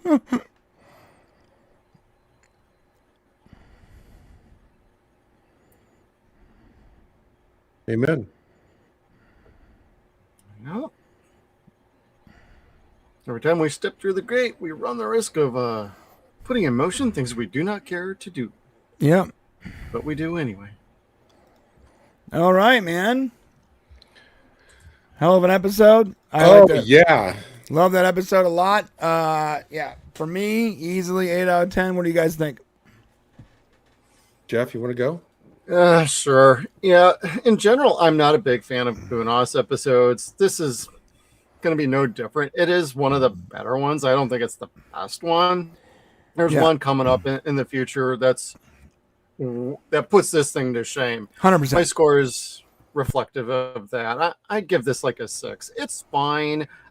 My problem with this episode comes down to, this is what you use Larry Drake for. It's like, this is what you used Odo for. Like, you made them into like these. Okay, you got one who's a slave trader, and then you got one who's like a space Nazi. Yeah.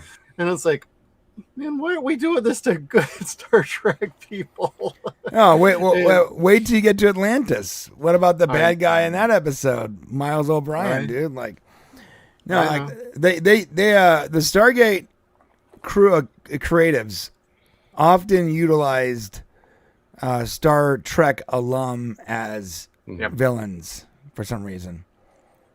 I don't really know why, but that's what they did. I guess because it made more sense for the heroes of one series to not play a similar role in a Stargate series, right? Right. Yeah. I mean, it's a good episode. I'd recommend watching it, but I liked it a lot. I liked it a lot. I personally can't obviously rate this in comparison to what I haven't seen yet. I mean, I appreciate Jeff being able to do that, but that's what I'm trying to do. I'm trying to isolate it. Right. This was a great episode. I mean, I loved the sentiment behind it. I think it's the first time that I was 100% on board always with Daniel.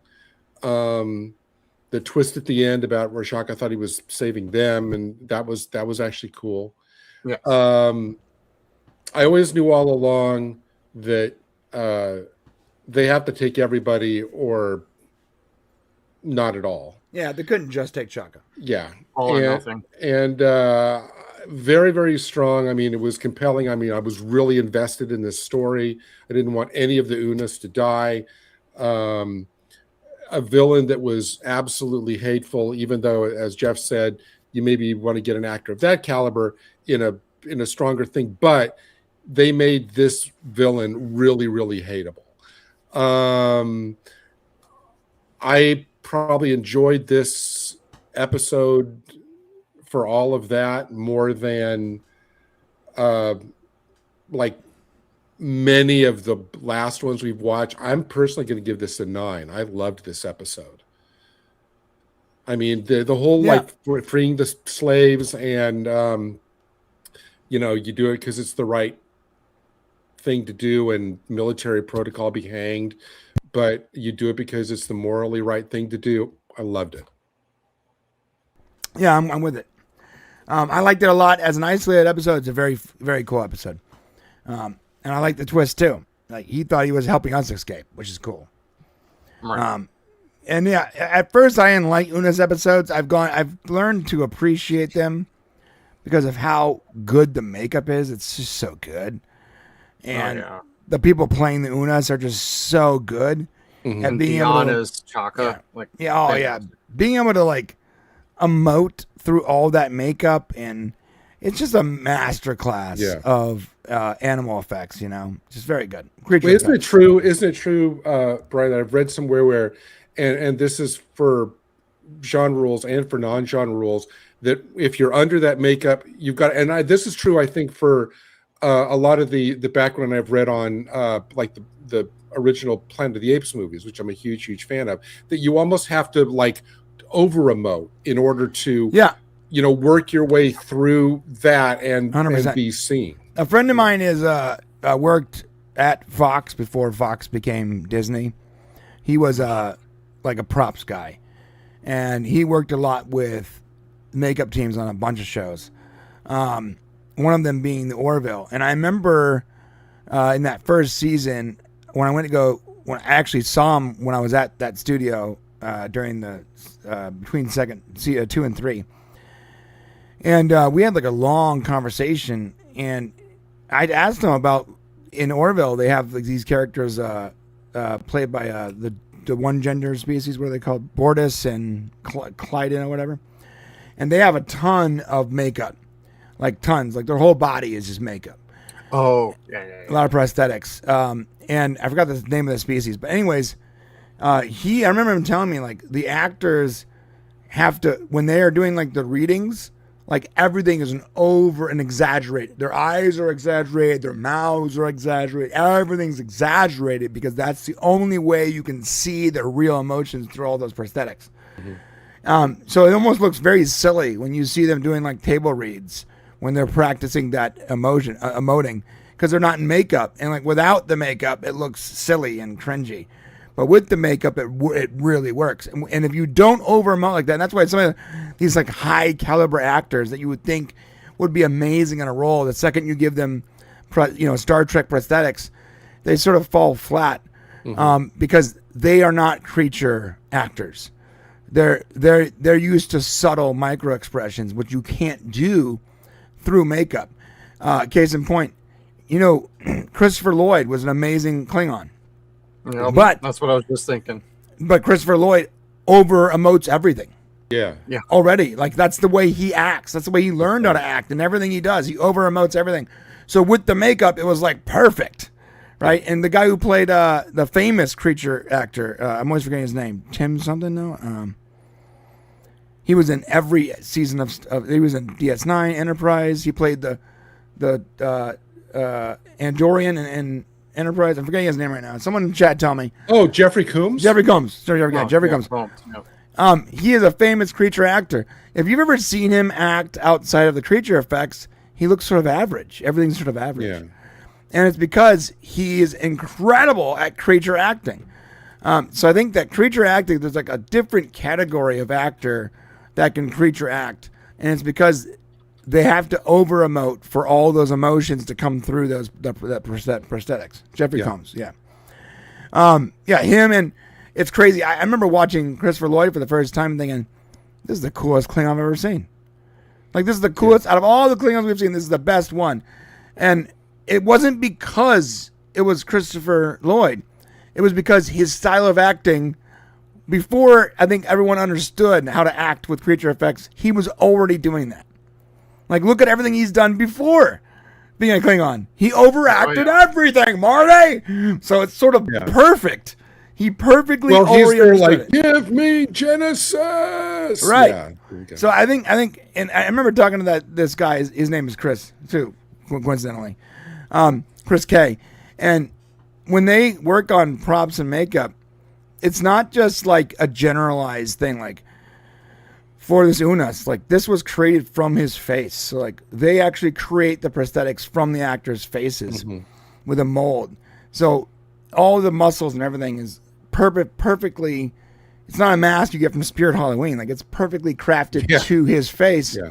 So when he moves his cheeks up and down, when he over emotes, you can see that through the makeup, and you can really see it here. Like the money they spend on screen here, I don't. There's no VFX. This is all practical. Oh yeah. Everything here is practical outside the Stargate activating. Everything else is practical, and practical really holds up to the test of time, man. I'm not sure if practical holds up to the test of time now. Like if you had VFX in 2026 versus practical effects in 2046, would we be saying the same thing? I don't know. Maybe VFX have caught up to the point where in CGI where it looks, it'll be timeless too. But what I do know is that since the late 70s, good practical effects still sell on screen. 50 years later, it still sells. Watching Alien for the first time, and the bishop's head, or was it bishop? I think it was bishop, right? His head with all the white cables coming out. I was blown away at what they're able to accomplish in the late 60s before graphics. And it still looks so good on screen because it's practical. Yeah. And you look at the CGI version of that, and which is probably why Steven Spielberg in Jurassic Park, like they mixed VFX with practical so seamlessly, so that 40 years later it still holds up, Yep.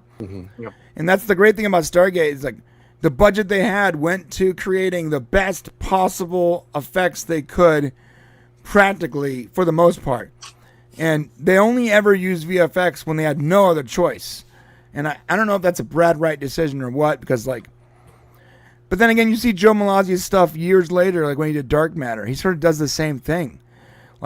Either he learned that from Brad Wright, or maybe he learned that from working on Stargate, or maybe that's just the way they are. But you watch Dark Matter, and like obviously Dark Matter has to use VFX, has to, but a lot of that set is practical. The ship practical, the weapons, like they built them. Like it makes it more visceral. Mm-hmm. It makes it more. I mean, it realistic calls you into it more if you know that you're looking at a real thing instead of a computer program. Right. And it really shows. Even in, and I don't like the new version of Quantum Leap. I actually didn't mind the first few episodes, but that show went way off the rails. Especially when Martin Garrell left that show in the second season, it went off the rails. Like it went from like, this could be good. It could be a good add-on to the Quantum Leap, story, and then it went into like crazy identity politics and stuff that just didn't matter, and it just ruined the entire legacy of Quantum Leap. I couldn't do any more of that. but that the first half of the first season, you can see where they were trying to do practical effects. The server rooms, the command center, like even the places he went, like they shot on location in like nuclear facilities and stuff. They didn't just like mock it up. It wasn't a painting or one of those. Oh, that was the Picardo episode. Yeah, they went out of their way to try to make it, and they were on a much more limited budget in comparison to Stargate. So the guys who create and look at Travelers, same thing, a lot of practical effects. So these guys who created Stargate, they really appreciate practical effects, and I'm not sure if that's because they were in their prime in an era that had to be the case, or maybe they were trying to duplicate the same aesthetic from the original movie and they just got stuck into that mode. Like, what if in the first season they wanted to have the same feel of the movie that they're coming from, and that just became their go-to, and now everything has, as practical as they can make it, because the movie was as practical as you can make it. They literally built pyramids in the middle of the Yuma Desert, which is crazy. That's not something a studio would approve now. That's so expensive. It's so time-consuming. It's so dangerous. The amount of people that have heat strokes end up in the hospital trying to build giant sets in the middle of the Yuma Desert in 123-degree weather. It's not reasonable nowadays. So maybe it's actually insane. Right? I wouldn't do it. So like they had to get miniatures because of how many extras they lost to heat stroke. That is filmmaking at its best. So imagine you have to make a show now that continues the story of this movie that used almost entirely practical effects. Even the gate was practical effects. Yeah. The gate, the water, the vortex, everything, all practical effects. You have to create a story that continues that story. Then I think maybe you're going to try to use practical effects. And if that's the case, then as time goes on, maybe that becomes your go-to, because that's what you started with. And maybe that sort of influences all their decisions from Stargate to Travelers to Dark Matter to Quantum Leap. It just sort of influences their decisions as they go through life because they started with practical. Hey, the benefits of being forced to adhere to a budget. When you hear you have a blank check, then you lose it. You get lazy. We'll just CGI this. We'll fix it and post that. We'll do all this here. When you are stuck to a confined budget, I remember like first wave, $1 million per episode. 66 episodes, $66 million. That's what you had to work with. You figure out how to make it work. And that means you have to get creative. Mm-hmm. And that's the best thing you can get when you have a budget. And that's why you have bottle episodes, because they're like, we want to spend extra on the finale. So 3 of our episodes have to be way under budget, so we can use that extra money for that episode. So 1 clip show episode. Okay, done. Right. Now it's like, just throw money at the problem. Oh, you know what? Yeah. We're just going to build these giant VFX screens so that no one has to do actual work. And then they expect us to look at that and be like, oh, look at this incredible ingenuity and technology you're using. No, we're not impressed by it. We actually think it's gross. We think it's gross in front of a giant IMAX dome is what you're doing. Right. We think it's gross that you are unwilling to build the sets. It's not like this is It's not like this is a task that hasn't been done. The greatest TV and movies in history built it. They've already done it. And they've been doing it for 50 years. So you are not, and it's not even like VFX they're cheap. They're not cheaper. They're actually more expensive. It's literally just less work for the creatives. That's all it is. It's less work. So you're paying for less work for something that looks less than. So I really do appreciate practical effects. I used to be one of these guys that used to love CGI. Oh, me too. And I've learned like the best movies and the stuff I loved the most growing up and even now are the ones where like real people, painted staplers to create alien weapons and stuff like that. Like, I mean, like I said, I'll bring it up again. I'll defer to the original Apes things. When I'm like watching those, I'm looking at the extras and stuff. I'd rather sit there for half an hour and watch old footage of like John Chambers creating that makeup out of whole cloth because nobody had ever done it before. And he's sitting there molding to the actor's face and trying to come up with this. And to his credit, it won like a special Oscar. I'd rather watch that than, no offense to the computer geniuses, somebody sitting at a desk tapping and manipulating the stuff on a screen. I think that's one reason why I don't appreciate CGI as much. As the older I get and the better I get at CGI, I'm like, this is just not as impressive as it was. When I was 15, I was like, oh, it's cool. Well, now that I can do that in After Effects, I'm like, it's just not that cool. It's so much cooler that these guys built a 3-story pyramid in the middle of the Yuma Desert. Yep. And they had to maintain it every day because freaking dune buggy enthusiasts kept ruining the set in 120 plus degrees. All of the stuff. Bro, like, that is impressive. It's so much more impressive than me sitting down for 16 hours to make that same 3 minutes of footage. It just is. So I'm just not impressed anymore by VFX. I feel like VFX should always be the filler.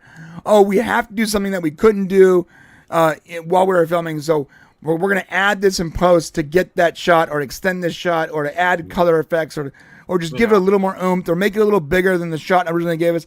But it shouldn't be solely a VFX CGI shop. You should start practically and fill in the blanks with VFX. And that's what they did with Jurassic Park, which is why Jurassic Park and The Matrix, which is why these movies like changed genres forever, because they utilized the best of practical with VFX to make those practical effects better. It's weird. I can talk about this for years, but we gotta stop, guys. Thank you so much for being here.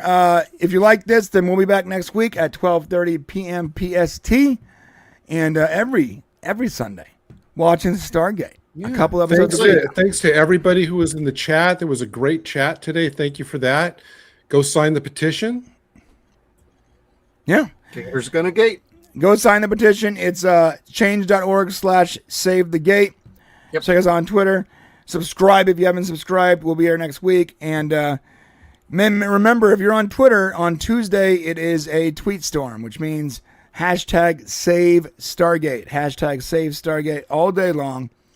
And make sure we get the word out, because maybe we can save this sucker. But if not, either way, we'll be here till the end of universe, Stargate Universe, that is. And we're doing 2 episodes a week. And when we get to Atlantis in a couple seasons, then it won't be 2 Stargate SG-1 episodes. It'll be a Stargate SG-1 episode and an Atlantis episode. We'll be doing like the chronological version of this. Very good. Where it crosses over, because that's how it was aired, if you recall. Oh, yeah. It was aired that way. Back on Fridays. Right. And that way you can have 2-part episodes where the 2 shows actually interacted in cool ways. That's awesome. And we're going to do that. So when we get there, we'll do the same thing. All right, guys. Thank you so much. We love you. Where can they find you, Jeff? Sons and Shadows? Yep. Sons and Shadows on all the social medias and on YouTube. Come on over. Say hi. We got our own Thursday Stargate show every Thursday night. Link is in the description, of course.